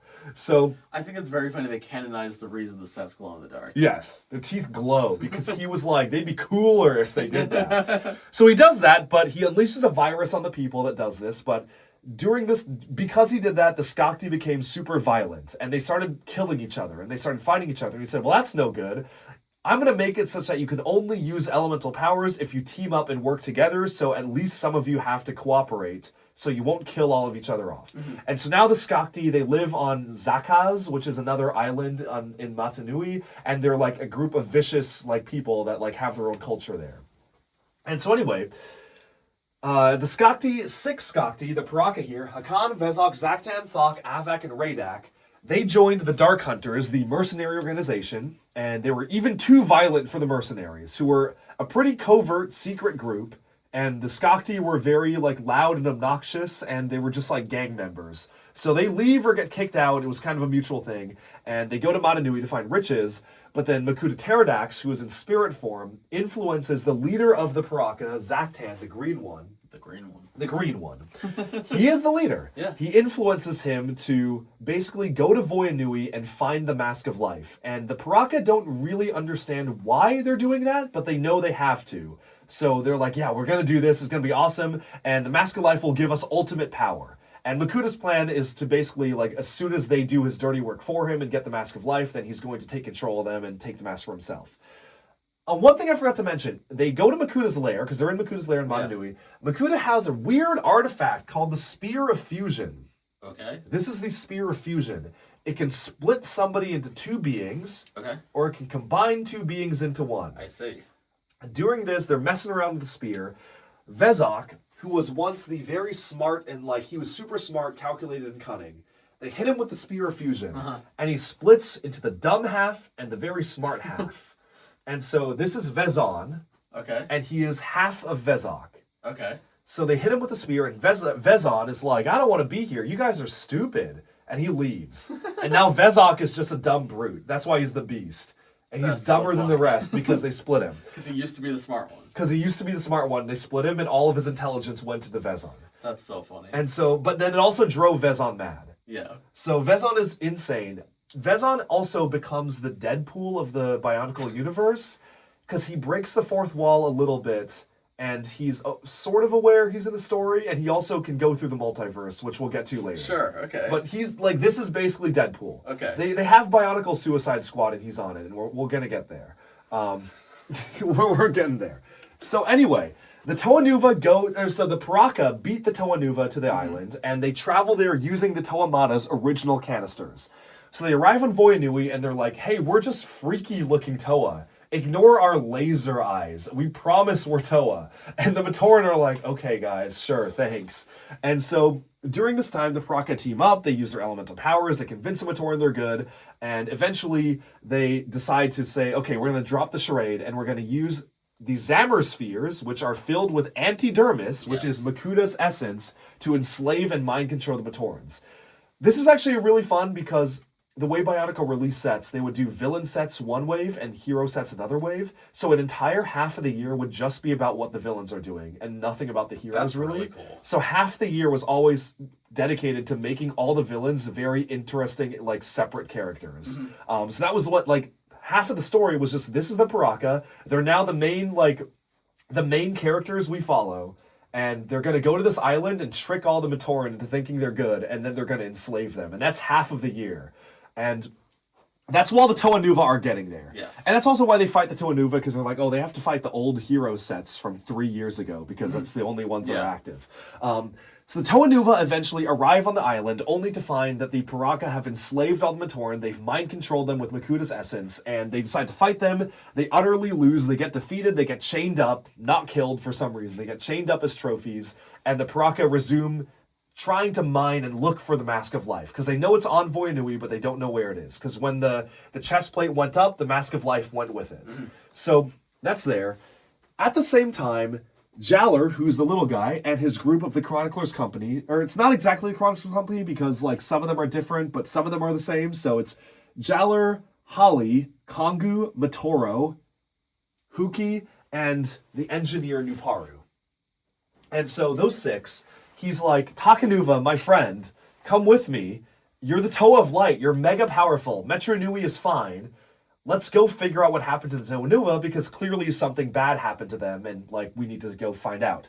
So they go on this journey to Voyanui, and they take a shortcut, and the shortcut leads them to our good friend Karzani here. Okay. And so in that shortcut, they pass through this zone of darkness, and no beings of light can go through. So Takanuva cannot enter. And that was the writer's convenient way of making it such that Takanuva was not present for 2006 and 07 because he was not being sold in stores at the time. So he literally cannot go through this barrier. So he's like, I'll take the long way around. He goes on many adventures during this time. He'll take the long way around. Meanwhile, so now it's just the Matoran going through. Very important thing. And this is where we were when the phone died. Matoro. This is Matoro. Yes. This is Matoro right here. one of the most important Bionicle characters. He's along with the group. He's the ice one. And when they're in the zone of darkness, he feels somebody grab his hand. And he doesn't know who it is, but he's like, I'm going to help you. Like, I don't know who you are. I'm going to pull you out of the zone. But as they're exiting the zone, he goes out and he's like, oh, it's so weird. Like, I'm not holding onto anyone's hand. Like, I just felt this presence with me. And that is a surprise tool that will help us later. Okay. But essentially what happens is the Mask of Life was testing them. Because it sort of has a mind of its own. And it manifested this image of somebody needing help, and it was testing Matoro to see if he was had good spirit, basically, if he was worthy. In any sense, we get to the island of Voyanui. So no. The Matoran first go to Karzani. Karzani, as we established earlier, is like the devil of Bionicle, and he's like, I'm going to mutate you into little monsters, and I'm going to keep you here forever. I'm going to turn, if you sit on a piece of rock too long, you're going to turn into the rock, and that's why the ground, so when they walk, the ground screams as it walks, and that's because the ground is made up of Matoran, who are like, they're dead bodies, but they're conscious, they're still alive, they're just in a state where they're living, so when you step on them, they scream, and that's why literally every step you take, the ground screams at you, and it's awful. All the bodies of Matoran. It's dude, he's awesome. LEGO would not do this. I love Karzani. He's such a cool character. So Karzani, he traps them and he forces them to work for him. But eventually they meet up with another Matoran who is in Karzani's land, and they basically, it was a whole book. It was literally a whole book, but they escape Karzani, and they escape in these Toa canisters. And they eventually flee, and Karzani is so mad that he follows them. He was like, no Matoran have ever escaped me ever. I'm going to follow these guys, and I'm going to teach them a lesson. So Karzani's following them, but he's a loose follow. He's like very far behind them. They're in canisters. They're going to Voyanui to fight the Paraka. They don't know the Paraka are there. They're going to Voyanui to find out what happened to the Toanuva. And it's then that the Red Star shoots them with a bolt of lightning because... it doesn't... there's a lore reason as to why this happened, but it shoots them with lightning, and they turn into the Toa Inika, and they have glowing eyes, and they have laser swords that light up, and they're awesome. Okay, so all the little guys from 2001 finally became big. Yeah, in 2006. That's crazy. Yes. So now they're the big guys, they have lightning swords, they're super cool. And the fire one, who's been, tortured this entire time, is finally cool. He's finally cool. Okay. Yeah. Awesome. And they all get different... Oh, I forgot to say. The mask, Toa Khan's mask, Vakama gives it to the Fire One Jaller. Okay. So this is the same mask. It's generational. And it's very bad because Karzani rips the mask from his face, and that was very traumatizing to him. So he's really going through it. Like, he died, and then Karzani tortures him with a vision of his death, and he relives that over and over again. And he takes his mask, which is really important to him because it was the mask of a great hero once, and he gives him this other mask. And he gets a Kanohi Calyx, the Mask of Fate. And it means that he can dodge really well. Sick, dude. It's awesome. Mask of Fate's out awesome. Yeah. He can dodge. He can dodge really well. It doesn't really matter what all the other masks do other than Matoro's, which is the Kanohi Eden, the Mask of Spirit. And that means that his spirit can leave his body, and his body crumbles to the ground, but he can scout around. So he can fly in spirit form to spy on things or to see things from a height. And it was really funny because the Earth one got the Kanohi Kaden, the Mask of Flight, and the Air one did not. And the Air ones were always the ones that were flying. Yeah. And so it was a whole thing where he was like, give me your mask. And he's like, no, this is my mask. Yeah. You'll have your mask instead. And I don't remember what his does. It wasn't important. Anyway, What did that mask? Oh man, I used to know all of it. It's also 3:30 a.m. Yes. So anyway, they're now cool Toa, and they go and fight the Paraka, and they put up a good fight, but the Paraka are still super powerful. Oh, and that's up. Yeah, they all light up. Yeah, these are awesome. That's what I was showing you. Yeah, they light up. So basically, they're fighting the Paraka on the island, but also the Paraka are fighting each other because some of them have allegiances with each other, and some, Thok and Hakan, work together because they want to kill the other ones. They want to overthrow Zaktan, who's the leader, but Zaktan is always everyone wants to kill Zaktan because they want to be the leader. So the Paraka are fighting each other and the Toa. And they also, on the island, encounter agents of the Order of Metronoui, who you may remember is that mysterious order. And that's Axon, because he has a big axe. Oh, that's some Nexonite's naming scheme. That is a Nexonite's naming scheme. And Brutaka, because he's a brood. I see. So Axon is good. Axon and Brutaka were best friends. They both worked for the Order of Metronoui. Brutaka arrives on Voyanui, and he's like, these Paraka are awesome. They're so powerful. I'm going to join up with them instead, and we're all going to take the mask. Because basically he gets disillusioned. Yeah. He doesn't believe in Metronoui anymore. He thinks that Metronoui is like a religious myth. He loses faith. And he says, I've dedicated my life to serving this god who I don't have any evidence of actually existing. I'm just going to team up with the guys who are here to make money. And Axon is a true believer, and he says, no, I still believe in Metronoui. So Axon teams up with the Toa, Brutaka teams up with the Paraka, but they also like don't trust each other, so they always fight each other all the time as well. And also Axon doesn't really trust the Toa either because he has his own goals, so they sometimes fight each other, but they're like loose allies. So they kind of work together. They have same goals.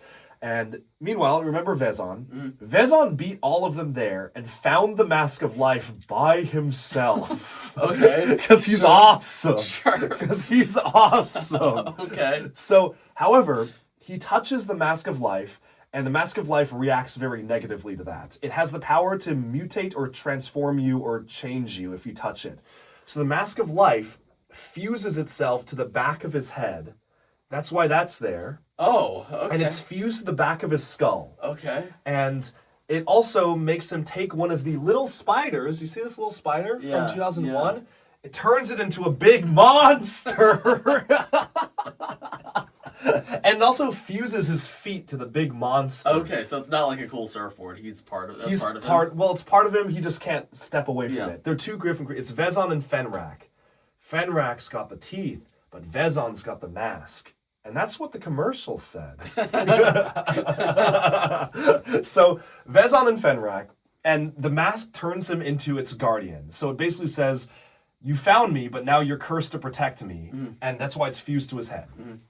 So that's where Vezon is. They're all looking for it still. And the mask actually let itself be found by Vezon because it wanted a new protector. Because it felt like it was in danger. Yeah. It doesn't have full like awareness, but it's like, it's sort of like the Lord of the Rings ring if it could like if it had a little bit more agency and it like could protect itself. So that's why it let Vezon find it and it made him its protector.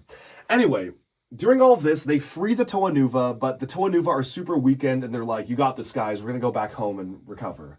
So the Toa Nuva leave. Or I think they're in prison the whole time and they leave later, but it's just the Toa and Nika Those sets now. aren't on shelves anymore. They're not on shelves. They don't matter. So they go down and they have to, the Paraka go down and they go down at the same time. And they each take two different paths to go to the Mask of Life. And during this time, they encounter many strange guardians of the mask. First of all, they're tested psychologically. So the Toa have to fight old enemies of theirs. And in a crucial moment, they are offered the chance. They said, one of you must sacrifice yourself to claim the Mask of Life. And Jaller, who is the leader of the group, he's about to say, I'm going to sacrifice myself, I'm going to do it, but he hesitates because if you remember in 2003, he died. Yes. And he remembers what that felt like. Yeah, that didn't feel good. And it didn't feel good. No. So in a split second, he hesitates, and Matoro is the one to step up and say, I'll sacrifice myself, you guys go on.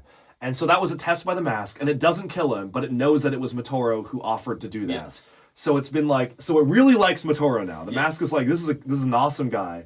And Matoro is very selfless. He was the translator to Nuju, because Nuju only speaks in Rahi after his experience after being part animal. It's a long story, but he was always the translator, and now he's like, he's stepping up, he's becoming the hero, and Jaller is like, that was an emotional thing that he had to deal with because he was supposed to be the leader to make the sacrifice and he didn't do it. Jaller doesn't sound like he's having a fun time in any of No, this. Jaller is like, he has a bad time throughout the story a lot. He has two little guys running around, and then his friend becomes super cool, and And he dies, and he gets brought back to life. Yeah. And then right when he's supposed to be the main guy and leader of the team, he's like traumatized by dying. And he also had his mask like taken away from him because he's having a bad time. Jaller really goes through it in the story. There is no real Jaller. Oh, there is. No, there isn't. He goes through it's even worse. It's very funny. I never thought of this, but it's very funny what happens to Jaller later on. Okay. We're going to get there, but Toa have this ability to kill themselves and detonate their bodies in a nuke called a supernova, or a nova blast. They can channel their elemental power into themselves, and that destroys them, but that kills everything in a radius. Keep that in mind for later. Okay. We're talking about Jowler here. No, I got it. Keep okay. it in mind for later. Oh boy. Poor Jowler. So, anyway, the Paraka eventually, they get, the Paraka and the Toa get to the mask, and they all encounter Vezon. And Vezon is not letting them get the mask. He's gone crazy, especially with the mask on his head. And he's fighting all of them. Eventually, the Paraka get defeated. Because the Toa are fighting the Paraka and fighting Vezon. The Paraka get defeated, and they get thrown into energized protodermis. And it melts their bodies off and leaves them with just a head, a brain, and a spine. And so, and it's cool because you can just take their heads off, and that's what they are now. Because they have the spine and rubber. Yeah. So, that's what they are now. They have no bodies. They're completely melted. And there's a lot more drama with the Paraka, but we don't have time right now. They also fight Umbra. Okay. He doesn't matter. Okay. That's also where the Paraka see a vision of Ernak. Yeah. He's like their greatest fear. Yeah. Yeah, anyway, so that's what happens there. Eventually, the Toa Inika, the Mask of Life, rips itself off from Vezon, and it initially wants to go to the Toa Inika, but then it senses trouble and Matoran in danger underwater. So instead, it flies underwater. And the Toa are chasing after the mask. It's flying underwater because the mask is altruistic and it wants to help the citizens of the Matoran universe. So it goes underwater, and the Toa are like, oh, we know what we're supposed to do. We can't swim that deep underwater. So they stop there and they regroup. During this time, Vezon escapes. He gets away. The mask lets him defuse from Fenrak. Oh, Fenrak turns into Cardass, which is a big dragon. Okay. And then they defuse, and it's all that. And Vezon is now, like, he has no meaning in life anymore because his other half is just like a spine, and the mask abandoned him, so he's very confused. And also during this time, Brutaka, who was the traitor one, he has the mask of dimensional gates. Oh, there they go. He has the mask of dimensional gates, so he has the multiverse mask. Okay, And cool. he opens a portal and he escapes because he realizes the Paraka are losing and he escapes. We'll find him later. So now Axon is teamed up with the Toa, and now the two groups of Toa reunite. The Toa Nuva say they're going to go back to Metronoui to recoup and also to protect it, and the Toa Inika say we're going to go underwater to find the Mask of Life and to get it again. The mask goes underwater, and it encounters the Baraki, who are underwater and mutated into sea creatures. Yes. And they realize that during this time, some Matoran have been living underwater this entire time, and they have the Matoran are, I think they're water breathing, I don't really remember, but some of them are mutated, and they're also in the water and just trying to survive. So they live in these big, the Matoran are not, because the Matoran live in air bubbles. The Matoran live in air bubbles, and they're menaced by the Baraki, who all control different types of sea creatures. They have armies of sea creatures. So that one is the squid, and that one has the eels. That one has the sharks. Cool. The crabs, the manta rays. Cool, man. And I don't remember what that one's supposed to be. I think he's like a lobster. No, he's like a sea beetle.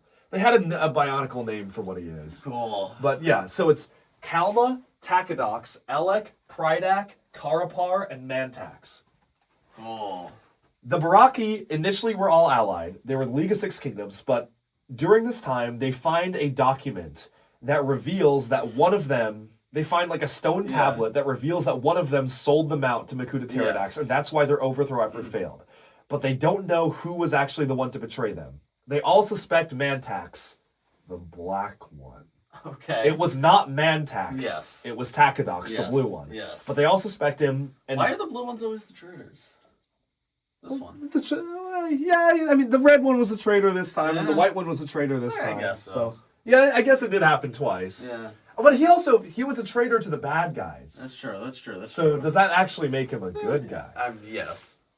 Yes. No, but it doesn't. Oh, okay. He's the worst of them. Oh, okay. He did that for himself. Oh, okay. So Takidox has a hypnotic gaze, and he's hypnotized Karapar so many times over the years that Karapar is just like his slave now, and he just does what he says. So Takidox and Karapar, the crab one, are allied.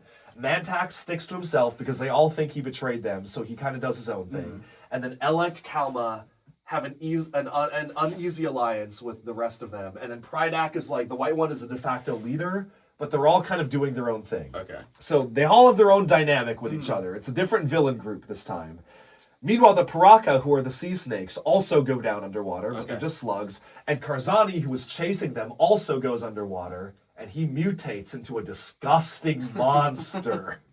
And that's why he looks like that. Oh, right, because this is when we first get him as a set. Yes. Because his His art appearance was just Yes. how he looked in the art, and then the set looks nothing like it. So Yes. they were like, this is awful. Like, why does he look like that? Oh, he's underwater, so he mutated. This is also where they meet some other fun creatures who are former prisoners of the pit, like Nocturne over here.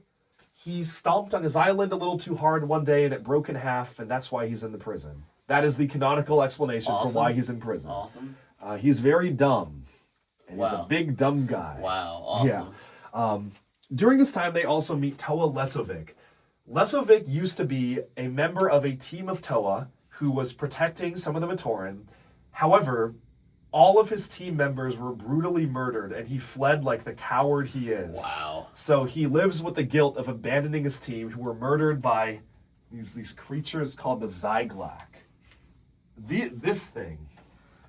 Oh. This thing. Okay. Though they all ripped his team to shreds, but Lesovac fled, so he survived. And so he's ridden with guilt. I see. And they encounter him there. He's kind of he's on his own quest, but he's doing his own thing. And eventually he encounters Karzani, and he has a fight with Karzani and teams up with some of the Matoran to like fight against Karzani. And that's a whole side plot. By the way, I think I had this one. I remember this one too. His name is Photon.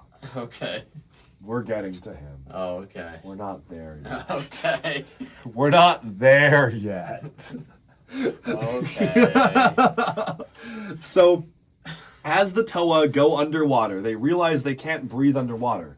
So the Mask of Life, which has the power to change things, transforms them into the Toa Mari and gives them useful masks that they can use. But it also gives Matoro a weird one to continue to test him. So it gives Matoro the Kanohi Trina, the Mask of Reanimation, which allows him to summon corpses from under the sand and use them, but it's a very immoral power. Like Yes. it's they're not supposed to do it. It's seen as bad. So the mask tests him by making his one good power something like sort of evil. So it wants to see like, is he gonna use this power? And he does. He does a lot of times, but Okay. he regrets using it every time, and that's what's important. I see. Mask of Gravity there. We get what are the other fun ones? The Mask of Summoning, so they can summon sea creatures to help them. Awesome. Sick. The Mask of Sonar, so we can detect things. That one's Jowlers. Poor Jowler. Poor Jowler, man. So they're underwater. I think you need to get a Jowler set. They're underwater. They meet up with the Matoran. The Matoran really don't trust them because they're like, we don't know who you are, but they eventually have to form an uneasy alliance with the Matoran there. And they fight against the Baraki they're still fighting over the Mask of Life. So sometimes the Baraki have it, sometimes the Matoran have it, but when you touch it, it like curses you and it makes you change into something you're not. This is where Dekar comes in. Dekar is very, very important. Not very. He's pretty important to this story. This is Dekar. Dekar is the one to basically claim the Mask of Life. It goes to him, and he takes it and he protects it. He knows it's important. He doesn't know what it is, but he feels like it's important. So he protects the mask, and the mask is grateful to him, but Dekar is like too weak as a Matoran to really do protecting. So the Mask of Life is like, I'm going to transform you into that dead guy from 600,000 years ago. What? Yeah. Why? Because that guy was awesome. So Dekar is about to get killed, like he's being attacked by the Baraki, and the Mask of Life is like, I remember that awesome guy. You're now that guy.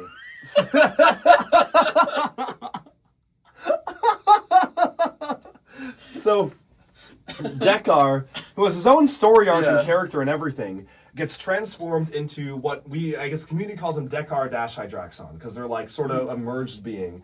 But he has some of the memories of he believes he's Hydraxon, but he's actually Dekar. But he has the memories of Hydraxon. Okay. And that's what's important, because now he becomes Exposition Man.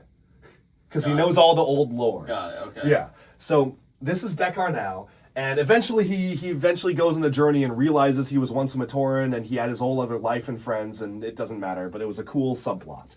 So that's Hydraxon. He's for the good guys. Hydraxon then is like, I had this awesome robot that helped me. So he grabs Maxilos, which is just a robot. Okay. He's just a machine. Yes. But if you may remember, the Makuda can inhabit empty shells and machines. Yes. So Makuda Pterodax, who's been watching this whole time in spirit form, says, oh, sweet, finally a robot body that I can use. So he puts his spirit into Maxilos. So Maxilos is actually the main bad guy. Okay. Now. That's secretly Makuda. Makuda Pterodax was always secretly another dude. Yeah. So for a while he was this dude, Yeah. and now he's that guy. Yeah. And he's pretending to be just a robot. Anyway, Hydraxon makes it his mission to recapture everybody and throw them back in jail, because he was the jailer. That was his rule. And so he says, I don't care who you are. If you're down here, you belong in prison. So he traps some of the Baraki in prison. Some of them, not all of them. And he goes after the Toa as well, because he's like, you don't belong here. You belong in prison. So he takes him and puts him into prison, and he captures Metoro. So Hydraxon locks up Metoro, and he puts him in jail. And while he's in jail, Metoro has a really interesting conversation with the Maxilos robot, who he immediately realizes is Makuda. He sort of gives it away, but he realizes he's talking to Makuda. And Makuda basically tempts him, and he says, like, he tempts him to use his mask a lot because his mask is evil. Metoro... Oh, and they go on a quest to find the body of Toa Tuyet, because embedded in her armor was the Nui Stone, which is a powerful artifact. And that was another thing, that was another part of that Metronoui plot. And so Metoro, they find her dead body from the pit, and they bring it back as a zombie, and they realize that there are shards of the Nui Stone in there, but those actually... Oh, we're getting into the weird lore. Oh, no. Okay. What happened here? There's a story called The Many Deaths of Toa Tuyet. Yeah. That's the name of the book. That's this book. We're at this part of the story, 2007. So, let me get this straight. The Nui Stone is like I think it's like an atom bomb. It's like it's a powerful destructive object. The Order of Metronoui, when Likon beat Tuyet all those years ago, they took her, and she dies. Yeah. But before she dies, they use the Mask of Dimensional Gates to go to many alternate universes and bring multiverse variants of Toa Tuyet into the main universe to trick anybody who might want to discover her body to get the Nui Stone. And they embed different versions of the Nui Stone from the multiverse into her body, into multiple corpses of Toa Tuyet. So they bring Toa Tuyets over from the multiverse, kill them all, embed fake Nui Stone fragments into them to trick people who get it. This is the first discovery of the multiverse, because Metoro resurrects Tuyet's dead body. Yeah. They get the Nui Stone out of it, because Metoro has a team up with Pterodax for half the story. Because their goals are aligned for a little bit, because Pterodax is like, I'm going to help you kill the Baraki. Yeah. So we're going to have to work together. And he knows he's evil, but he has to. And they get her, they're like, oh, this isn't the right Nui Stone. There must be other universes out there. Who is this? This is not Tuyet from our world. And so that's the multiverse introduction. It's like, this body is that of a variant. This is not the real one. Right. We will get to the multiverse later. Okay, I'm worried about how long from now later is. We're almost there. You've been saying that. We're almost there. You've been saying that for the last hour. 4 a.m. We're getting there. He said this will take maybe 15 minutes total. We are in 2007. It ended in 2009-10. Yes. And you heard a lot of the 9-10 lore. Yeah. We have 1 year left. Okay. Anyway, they beat the Baraki mostly. Yes. The Mask of Life turns black because it's dead. It's fully dying. It's dying. It's silver and then it's black. That means it's dead. In that moment, Metoro is like, I'm going to do a last-ditch attempt to try to save Metronoui. I need to do this by myself. The rest of my team, please fend off the Baraki and their armies while I do that. So Metoro swims off, and he goes to try to save Metronoui. Meanwhile, Jaller, Holly, Kongu, Huki, and Nuparu, they're all fighting against the Baraki, and Jaller's like, this is a lost cause. I am going to kill myself. Jaller, why? So he says, I'm going to activate the Nova Blast, which will kill all of you, but also kill all the Baraki. So he said, everyone get a safe distance away, but I'm going to kill myself in 1 minute. So And his body starts to glow, and all the Baraki are closing in. He's finally gonna make the ultimate sacrifice. You know, this is the conclusion to his arc. He has accepted death. He's like, I have PTSD from my death. I've gotten through that. I'm ready to make the sacrifice. In the meantime, Motoro is like, I'm actually gonna make the sacrifice instead. So he puts on the Mask of Life, which was testing him the whole time. Yeah. And you see like visions of all of his previous forms, which is really cool. And basically he says like the Mask of Life deems him worthy, and he's able to use it to restart the heart of Metronoui, so he prevent him from dying. So in those final moments, Motoro feels no fear, and his body disintegrates, Motoro dies, and Metronoui is saved. And in his final moments, using the power of the Mask of Life, he teleports his friends back home to safety in Metronoui, and he makes it so they can breathe both water and air now, because before they could just breathe water. But Jowler's already about to kill himself. So they get to Metronoui, and everyone's like, Jowler, stop! It's okay! Stop! Chill, dude! Chill! And so Jowler, he powers down. He's like, oh, I guess I don't need to sacrifice myself anymore. So I don't know what I'm doing here now. So he doesn't do anything. But he was going to. So twice he was trying to kill himself and didn't. Well, yes, twice. The first time wasn't real, but he was being tested. The first time he was being tested, and he said, I don't want to do this. Yeah. And the second time, the conclusion to his arc, he said, I'm ready to do this, but then he didn't need to. Yeah. So I guess that was like a character arc. Sure. Yeah, that was a character arc. He kind of gets to shorten the stick a lot. Yeah. But then Motoro's dead. Motoro's now dead, and the Mask of Life falls into the heart of the robot. Cardanoui, 2008. We're in the end game now. Okay. We are in the end game now. Okay. The Mask of Life falls into it, and it realizes that Motoro was awesome. I want to be a Toa too. So it forms a body for itself. Toa Ignika. There he is. He's silver because he's not fully alive. He's still sort of dying. But it forms a body for himself, and initially he doesn't speak at all because he forms a body out of swamp material, and he also forms himself a 6 speeder out of swamp material. A speedor! Where is my speedor? Oh boy, we've reached that point in the night. We have reached that point. So he forms a speedor for himself. He makes a speedor, and I think it is actually I don't know what it's like a called. surfboard. Yeah, it's a surfboard. And he flies around. Anyway, Cardanoui, Heart of the Robot. This is a completely new setting. And this is where all of the remaining surviving Avmatoran, the Matoran of Light, are hiding out. You remember the Makuda were wiping them out, and some of them were mind wiped and scattered. But this is where the only surviving members are left, and they are in the heart. That are these guys. Photok, Solek, Tanma, and a lot more of them. But those are the only ones that got sets. I see. So, all of these guys are living there, but during this time, while Makuda Pterodax has been away, there's other Makuda in the Brotherhood, and they've been like, we know what Pterodax is doing, we're just going to do our own thing. And so some of them do that, some of them are following Pterodax's plan, but Pterodax sends a message to his top lieutenants, 6 elite Makuda, and he's like, or 7, because Mutran was there too, and he says, go to Cardanoui, turn the Avmatoran into Shadow Matoran, by infecting them with, oh no, what are those called? Krata. No, that's Krata were the slugs, Krata were the masks. Shadow leeches! Shadow leeches. Did he ever make it to the island? Because I know he took the long way. Yeah, we're getting there. Okay. We're getting there. Oh, it's not happened yet? Well, I'm explaining what happened to him. Okay. Yeah.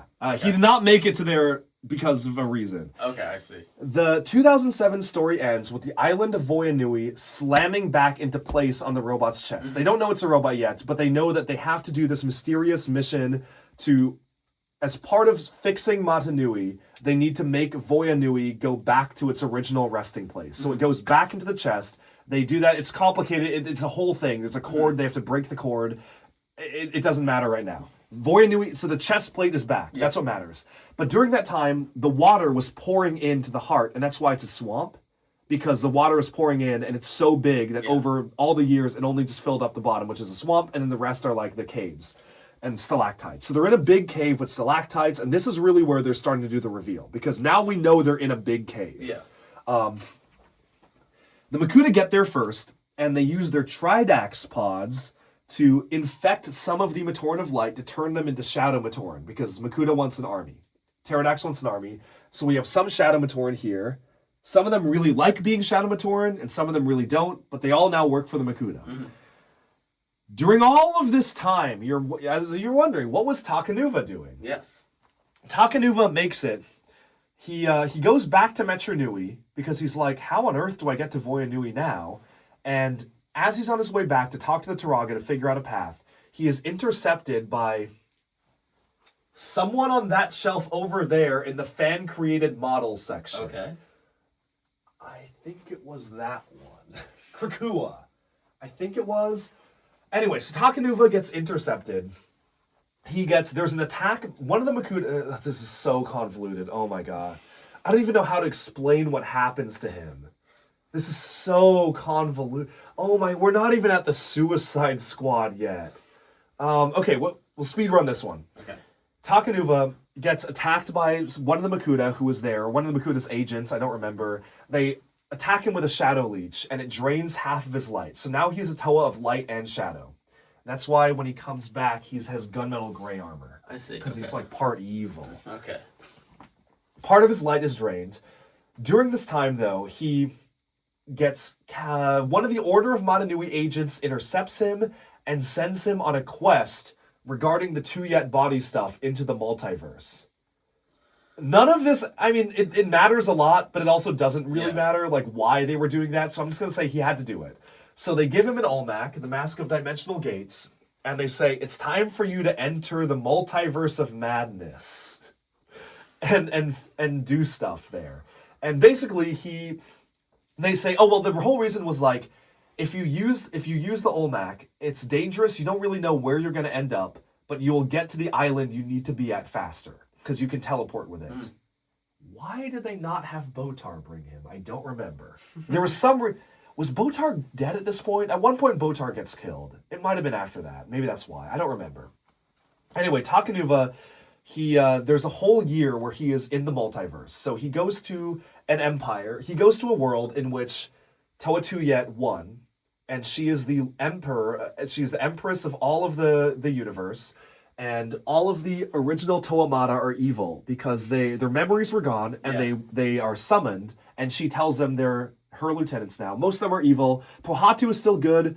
This is crazy. Oh yeah, Kopaka freezes Takua and shatters him into 1,000,000 pieces. And that kills him. But that was the alternate dimension version, so that was okay. Tahu's evil. He like burns Matoran alive. Did we get evil sets? No. Aww. That would have been... Well, they're the same ones. Okay. They don't look different. They're the same guys. But they're the dark and twisted versions. And there's a whole arc there, and Takanuva has to join up. And this is the only important part is that the Makuda in that universe stayed good because there was a greater evil to fight, and so they stayed good. They never tried to overthrow Metronoui, and that's where the white Makuda, see Pterodax, he's like his white armor. Yes. Back there, that's good Makuda. He's right there. Okay. Yes. Yeah, that's good Makuda. I see. Takanuva teams up with good Pterodax, and they're all like, it's all of these Makuda, but they're good guys in this universe. And they try to overthrow Tuyet. Tuyet has some of the other good guys who are bad guys, and it's a whole arc. And it's crazy. There's a resistance, like Axon is there, I think, but a different Axon, and it's the multiverse. And Takanuva meets himself. So he meets the old version of himself. And anyway, in all that, they're fighting Tuyet. Takanuva opens a portal into space. Tuyet jumps after him, he closes the portal, and Tuyet gets ripped in half. And that was how that one died. Okay. And so Takanuva does break the Toa code by killing her. And that was important because that was like a turning point for him where he killed someone for the first time, but she was really evil, so he had to do it. And he never officially got a set of her? That's a fan model? No, it's a fan model. It's really weird because she's really important. It sounds like she's really important. She's really important. Yeah. But that's half the Bionicle characters. I would argue that's like the same thing as Ninjago characters appearing in the show, and like how did the Upley not get sets? I think she sounds more important than the Upley. If there's a whole multiverse story for a year about trying to find her.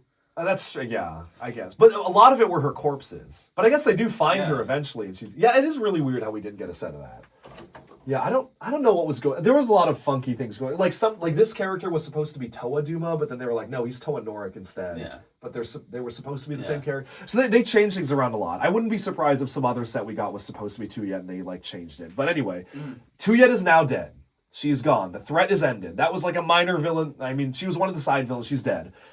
Takanuva goes to a lot of other universes, and this is where we uncover the real, more of the truth behind the universe. He goes to the melding universe, which is where we learn a lot more about the Glatorian. And this is like a preview of 2009. And he's like, I don't know who these people are. Like, what are they? So he goes there. And then during all of this, there is a crazy side plot involving Mazika and Voltraz. They're two little guys. Oh, no. I don't know where Voltraz is. He's around here somewhere. Is it one of the ones that fell? No, I don't see him at all, actually. That bothers me. I don't know where he is. He's a little red guy. That one? No, it's not that one. Anyway, it doesn't really matter. It's Mazika and Voltraz. Mazika, they're Matoran. Yeah. But Mazika is a member of the Order of Metronoui, so he's a Matoran who can fight, and Voltraz is an evil Matoran. Voltraz was a Tomatoran. He got infected by a Shadow Leech. Now he's a Shadow Matoran. They have a rivalry. Mazika and Voltraz always fight each other. And Mazika is dispatched by the Order of Metronoui to kill Voltraz once and for all. They're fighting Cardanoui for a bit, and then they also get an Olmec, and so they go to the multiverse, and they meet up with Takanuva. So it's Takanuva, Mazika, Voltraz. They're like fighting, and there's the whole thing. And then Vezon, you remember, also gets the Mask of Dimensional Gates fused to the back of his head. Because he always gets stuff fused to his head, and he doesn't know how to control it, so he tumbles through the multiverse, and he just meets all wacky characters through the multiverse, and there's a whole series of stories about that. But they actually tie into like what Takanuva's doing. So this is Takanuva's wacky multiverse adventures. Okay. The most important part is they bring back good Pterodax with them to the main universe. Okay. That's the only like thing that really matters here. Good Pterodax comes back. The rest of the good Makuda capture Voltraz, the evil Matoran, and they're like, we need to understand what went so wrong. Like, why is he so messed up? Why does he just want to kill people? That's not right. So they take him to study him, and that's how that arc ends with the multiverse. There's a lot more multiverse things, but for the sake of time, it doesn't matter. For the sake of time, 2 hours into the video. Yes, for the sake of time, the other multiverse stuff doesn't matter. We're not going to talk about it. Okay. Anyway, back to Cardanoui, the main story of 2008. We are now, the Makuda have taken over a lot of it, and they are preparing Cardanoui for Pterodax's arrival. Because Pterodax is going to come, and he is going to, basically his whole goal, Pterodax, this is a crazy goal. So, he has sent his top lieutenants to prepare Cardanoui for him. He has told them that he is going to arrive, and the ultimate plan will be revealed. He has not told them what the ultimate plan is. What the ultimate plan actually is for him to take control of Metronoui, allow the heroes to reawaken Metronoui, but in the process, trick them into thinking that it's a challenge by having his top lieutenants fight them to prevent it. But when he takes over Metonoui's spirit, he's going to kill all of the other Makuda in one fell stroke, so he's the only one left. So he tricks his top guys into going and fighting the Toa, but they don't know they're just being served up as bait, and he's actually going to kill them all in a little bit, which will happen soon. So, 2008, we have these 6 Makuda, and these were pretty interesting characters. Antraz, we have, the important ones are Antraz here, Krika is this one, and we have Biddle. Oh no. Biddle has the Mask of Possibilities. That means he can pull variants of himself from the multiverse to help him in battle. Oh my goodness. But he has no memory of it, so oftentimes he wakes up with injuries that he doesn't know how he had because some other version of him pulled him into a fight across the multiverse. Awesome. Yeah, it's awesome, man. We love the multiverse. The multiverse is a concept about which we know frighteningly little. I think we know frighteningly too much at this point. I'm sleepy. Okay, almost done. Almost done. I've been saying that for the last hour.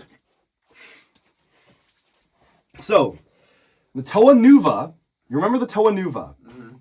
They realize the true purpose of the Borok. This is a side quest they were on to uncover what the Borok were from 2002. The balls. The balls. Cleanse the world. Yes, cleanse it all, it must be cleansed. Yes. They reawaken the Borak. They free the Barag Queens. Yes. From 2002. The dinosaurs. The dinosaurs. And they say, sorry, our bad. We're ready for you to start cleaning now. Yeah. Because they're going to reawaken Metronoui. So they have the Borak wipe Metronoui clean. So the face is fully clean. They then are teleported by Botar to Cardanoui. Yeah, Botar teleports them. Because they had to fast travel there. Yeah. Botar teleports them to Cardanoui, and they also get upgraded with new weapons and armor. Oh, because they have adaptive armor on. I forgot to mention this. They're given adaptive armor. Adaptive armor can change to their surroundings. Okay. So they have jetpacks now, because jetpacks are cool. Sick. Yeah, they're awesome. And so the Toa Nuva arrive. Meanwhile, you're probably wondering what the Toa Mari are doing. They're back in Metronoui, and they are on another side quest to restore the Rahaga, these little guys from 2005, back into their Toa Haga forms. Okay. So that's what they're doing, because they need all the warriors they can get in this fight. So that's a whole side quest. Okay. Eventually they succeed. It doesn't matter how they do it. They succeed that the Toa Haga are back. The little guys from 2005 are now big again. So they're back. They're now. So now there's like many. So now they're like the good guys' side is very powerful. There are multiple active Toa teams back. Toa Haga, the Toa Mari, the Toa Nuva, who are super powerful, and there's like another like set of scattered Toa. Axon also has Brutaka go on a redemption arc off screen. So Brutaka disappears for a few years, and when he comes back, he's good again.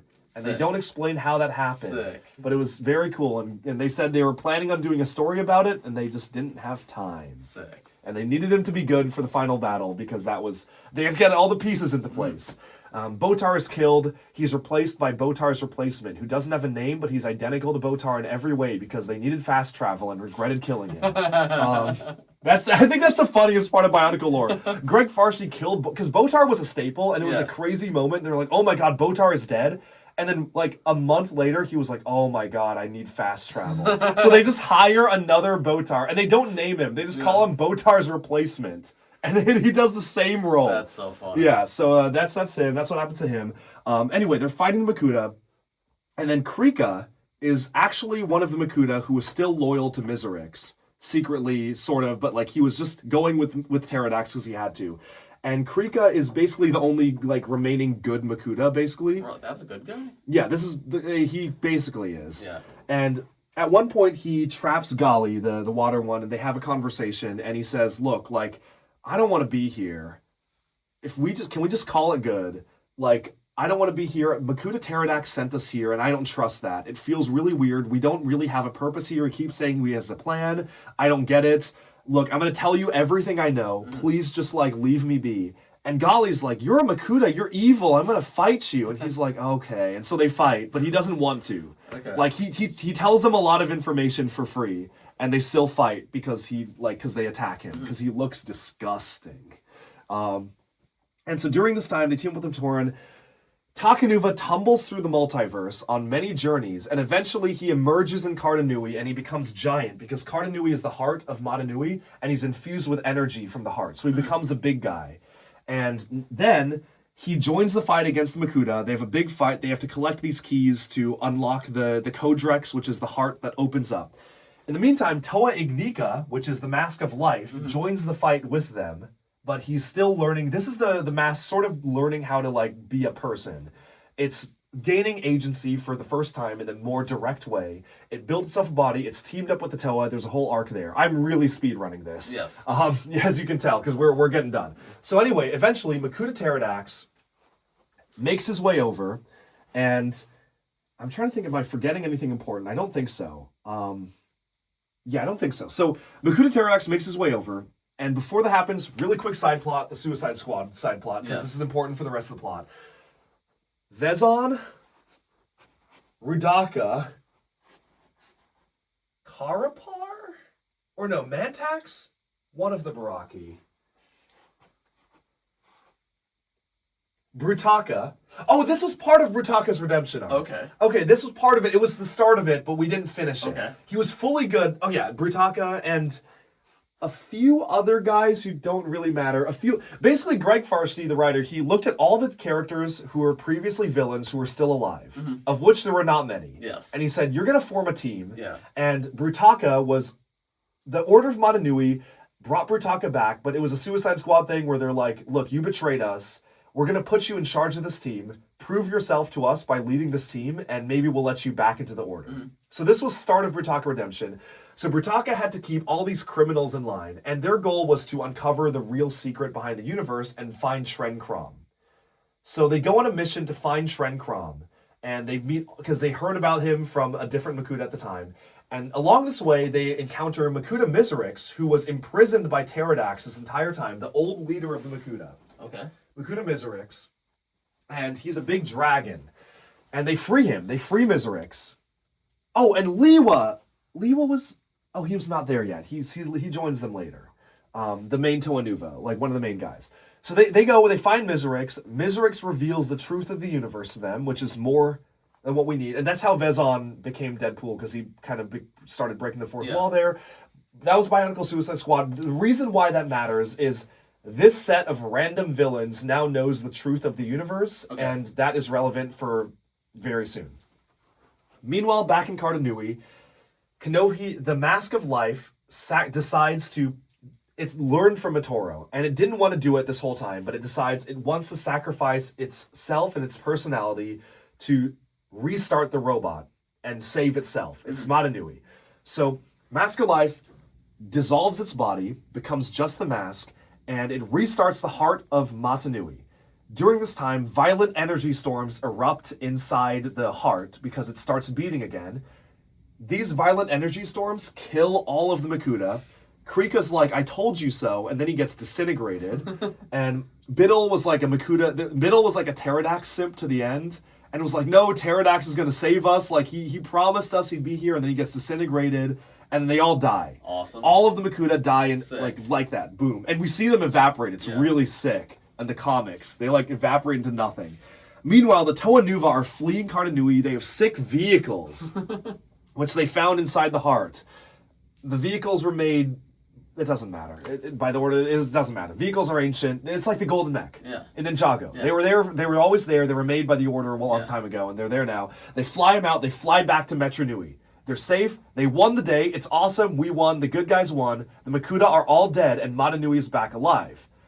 But the twist is that this was Makuda Pterodax's master plan all along. He wanted them to reawaken the body of the robots, but he had already taken over the mind. So... the body is awake now, but Makuda is now in charge of the giant robot, the Great Spirit Robot, and his first thing to do is to blast the Mask of Life out of the chest. He's like, get out of here, Metronoui. I don't want you anywhere in this universe, and he shoots him out into space.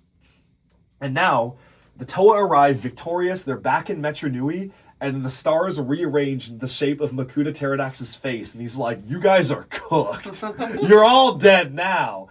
Like, arms erupt from the ground and pull them down, and he's like, I could kill you all, but, like, now, like, that's no fun. Like, I don't want to be the ruler of a bunch of, like, dead people, so I want to keep you alive just so I can torment you, because I am now God. How can you fight the wind? How can you fight the ground you stand on? I own you now. And so he becomes God, he takes over the universe, and it's the most dire situation, and he kills a few important people that I mentioned. He kills a few important people just to make a point. And so some people's favorite characters die during this. And that ends 2008 on a cliffhanger. And then 2009 we get Zesk. Yes. Okay. So the Mask of Life is blasted off. Remember, they're in Aqua Magna, Barra Magna, Bota Magna. Mask of Life shoots from Aqua Magna, crash lands on Barra Magna. It shoots off. We are now in 2009. The Mask of Life forms a body for itself, and this is Metronoui. First time we got Metronoui as a set. And... he has a personality, but he doesn't know anything. He doesn't understand everything. All he knows is he was once the ruler of a great nation, of a great universe. He was the protector of his people, but he was cast out by Makuda. And he needs to get back to his body. He needs to get back and save his people. So all of 2009 is in Barra Magna, the desert, and he realizes that hundreds of thousands of years passed. They've devolved into a warrior culture, and now they are menaced by the Skrull. The Skrull is another race living there. They're the bad guys. They fight them. It's a little bit more simplistic. The other really important thing is that there's a story called The Rise and Fall of the Skrull. The Skrull were Glatorian. They're sort of Glatorian. They're a different species, but they were menaced for a while by creations of the great beings known as the Batera.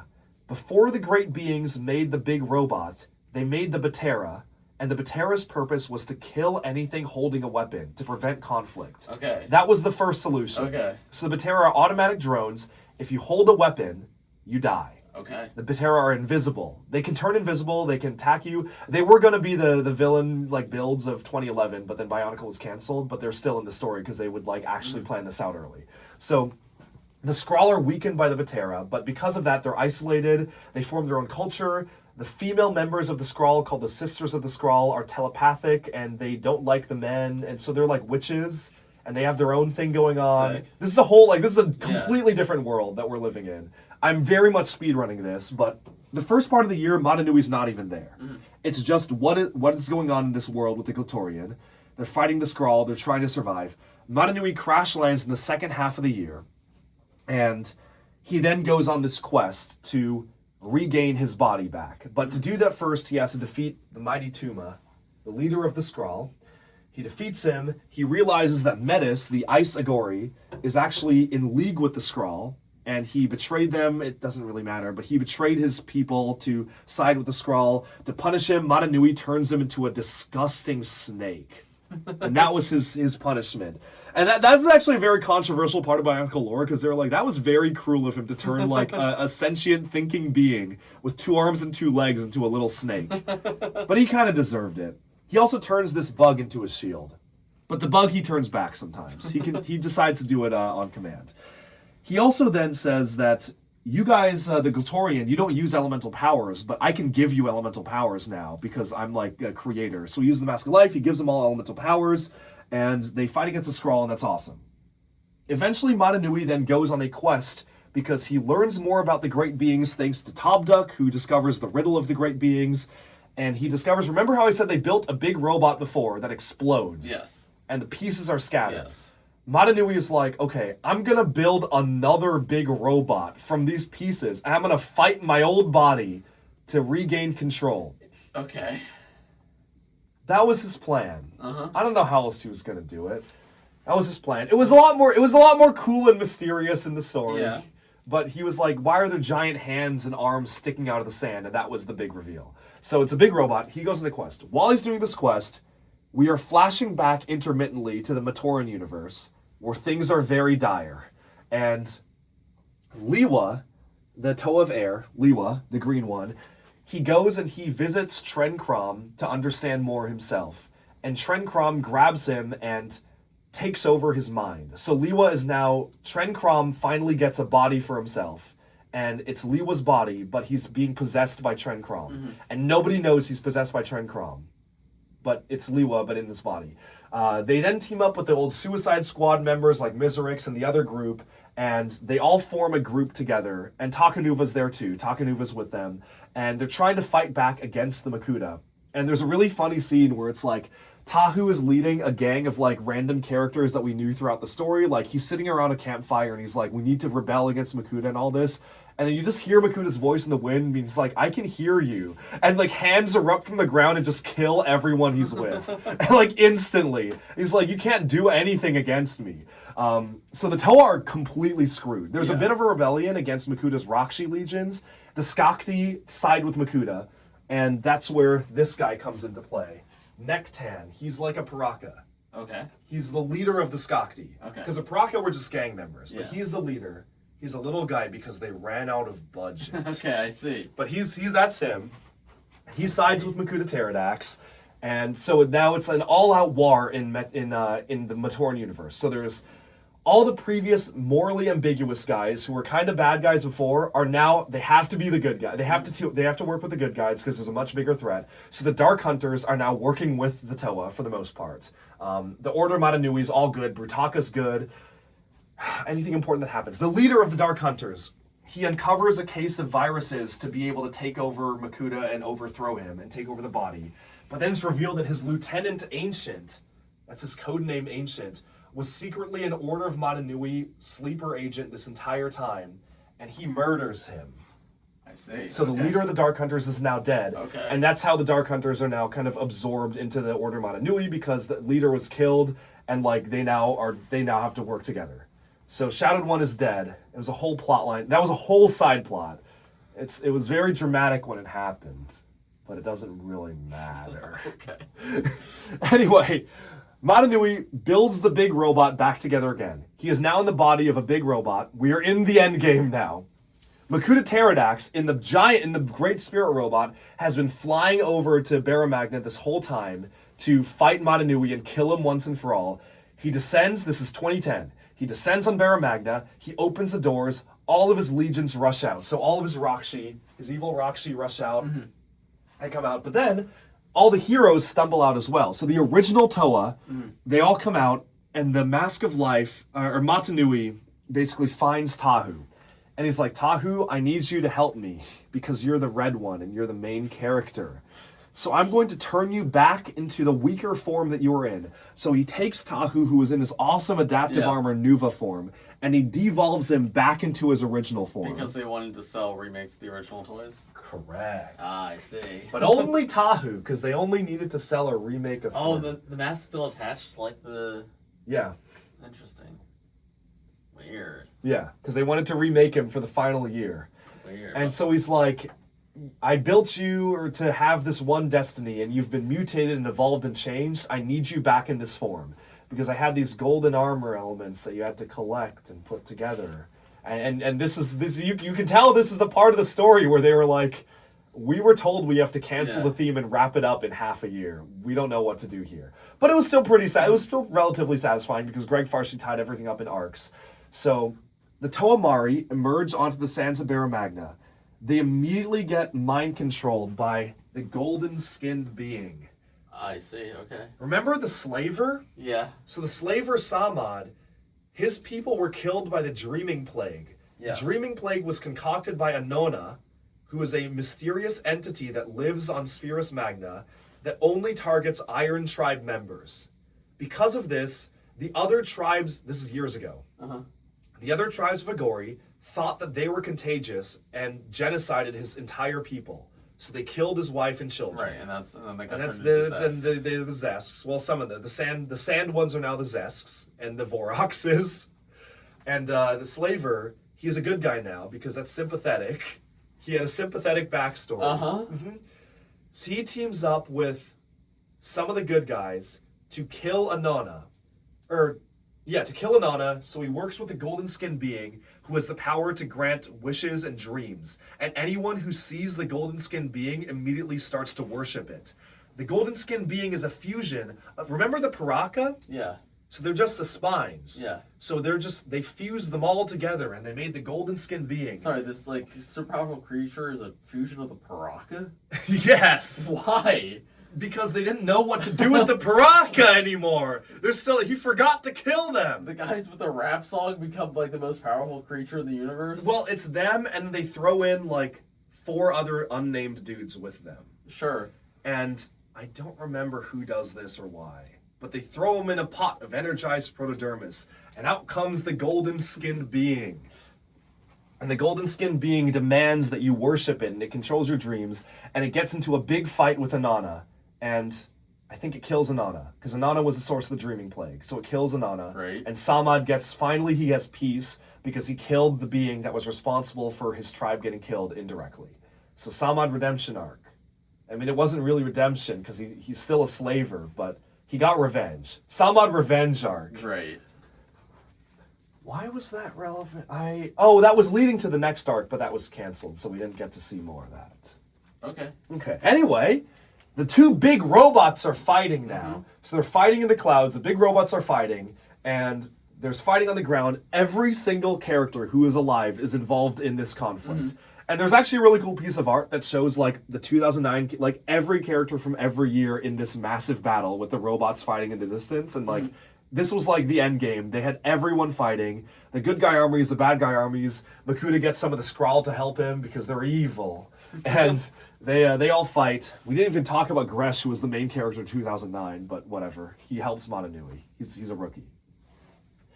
Finally, Metronoui uses the magnetic power of his new robot body to draw together the 2 orbiting moons of Magna. You've got Bota Magna and Aqua Magna. He draws them together, and one of them smashes into Pterodax's head, killing him. Pterodax is dead now. The good guys win. Nice. However, Liwa is still Tren Krom, and Tren Krom is now one of the main bad guys. Yes. So Makuda Pterodax is dead, and the story basically ends, but there are loose threads that Liwa's Tren Krom, and also they're teleported to Bota Magna, and that's where they meet the dinosaurs. Oh, I forgot about this, because they all try to go kill... Oh, they turn Makuda Miserix into a painting.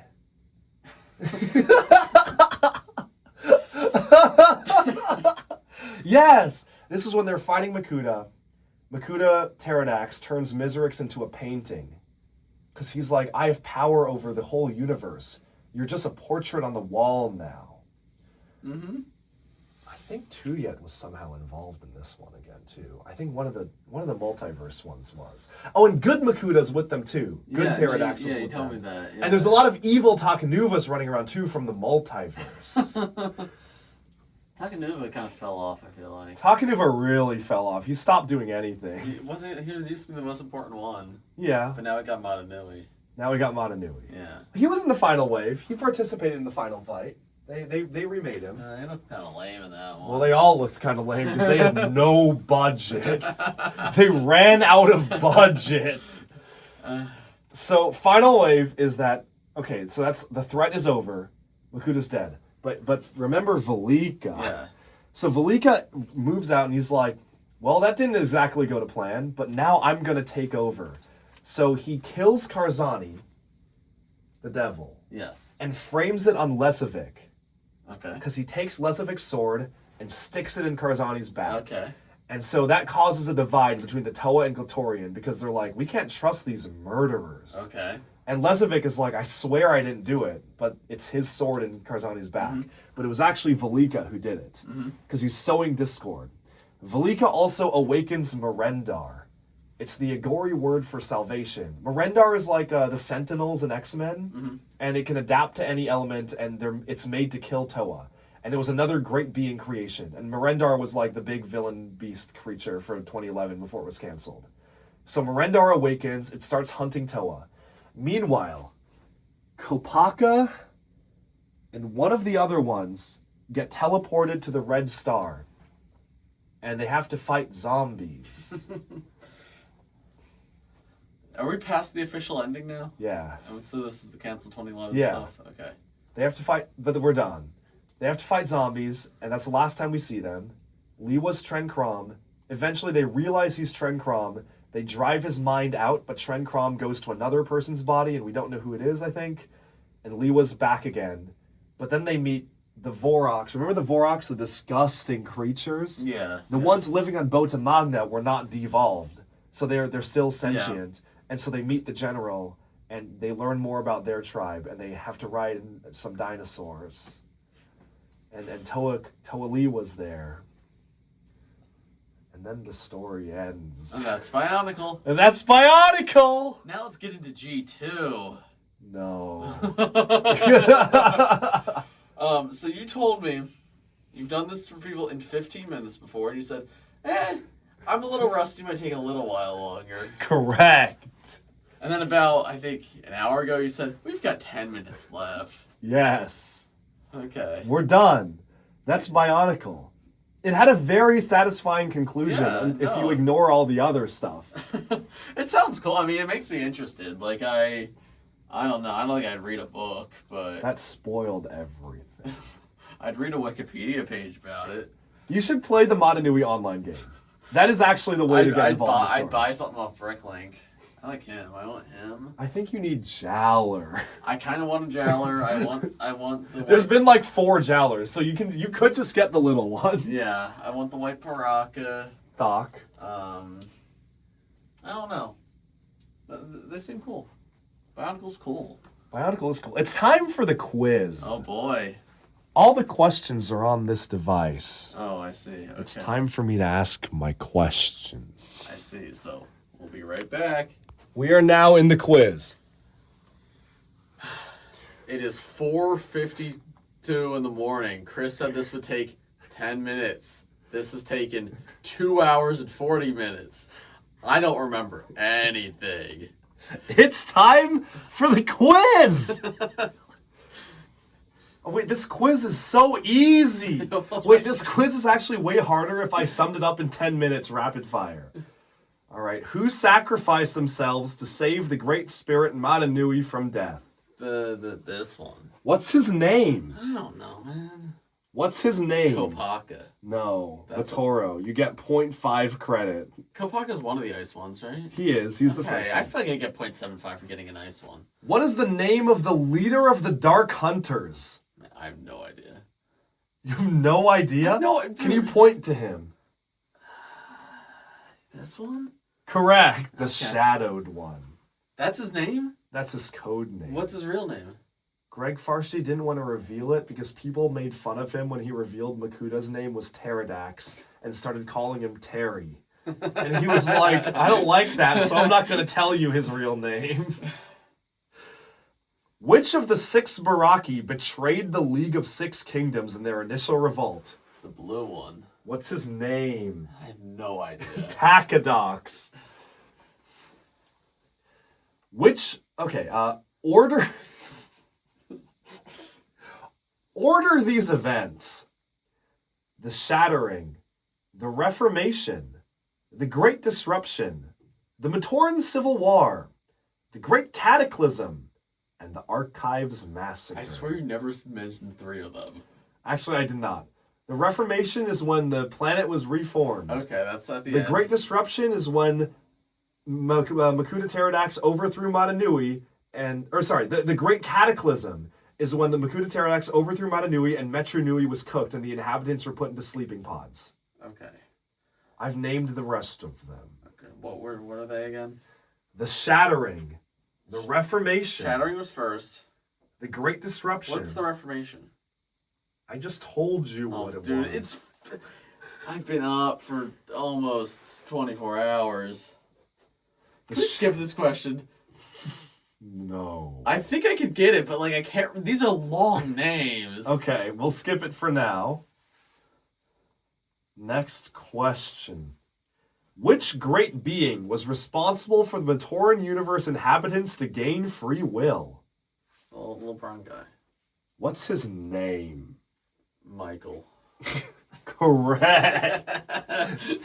Volika.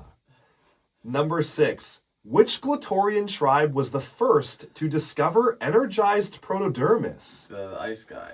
Oh, that's actually correct. There we go. That's the very first thing I told you 3 hours ago. Yeah. How did you remember that? Because the ice one was like weird and disgusting. Because my 2 favorites were like evil. Well, no, one was like disgusting and transformed. The other one was evil. Yes. Where do Borak come from and what is their purpose? To cleanse. Okay, where do they come from? They come from the old men guys the little baby guys get transformed into them. I'm going to give you 0.75 because I had to shake my head when you were going I knew it was wrong one of the direction. I knew it was one of the little ones. I just forgot which little one it was. Where did Makuda Pterodax get the idea to overthrow Metronoui? From the flesh creature? No. No.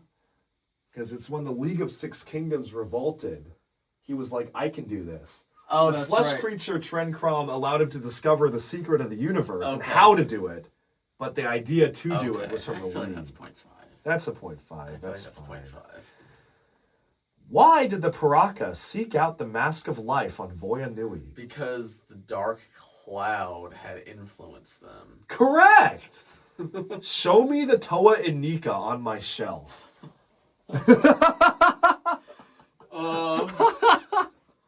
Is it within my height? I can't tell you that. Well, if it's above me, I can't find it. Here's a hint. There's 6 of them. Okay. Well, that's probably one of the ones who turned silver.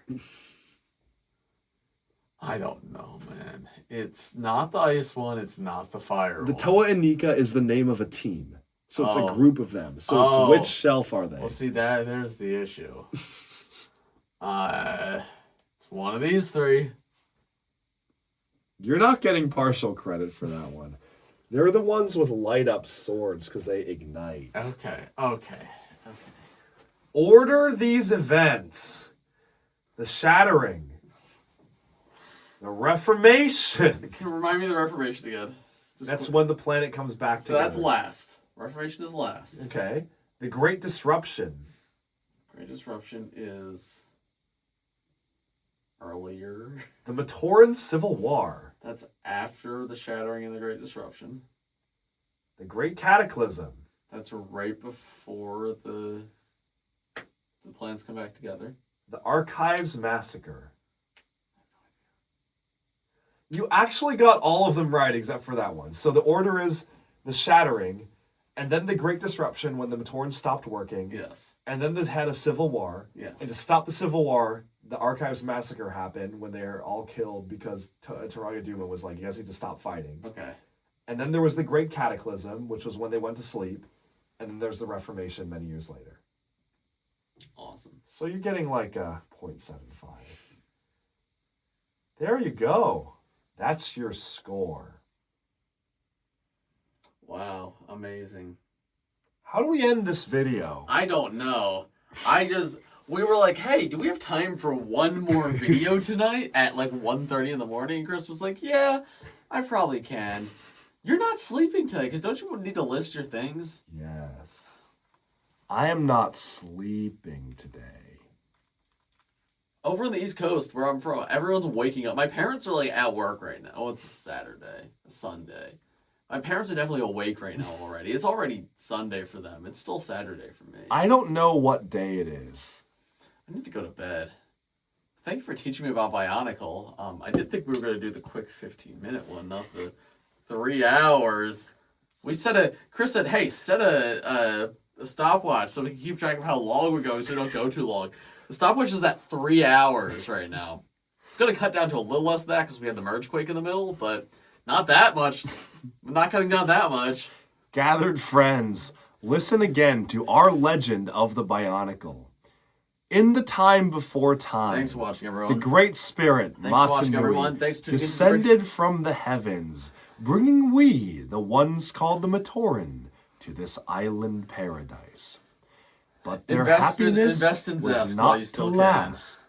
For Metronoi's brother Makuda sought to overthrow him, casting him in a deep slumber. They were brothers? Yeah, that was the lore back then. They thought they were brothers. No, they're not. No. Okay. Okay. Subscribe to Bricks by Mind.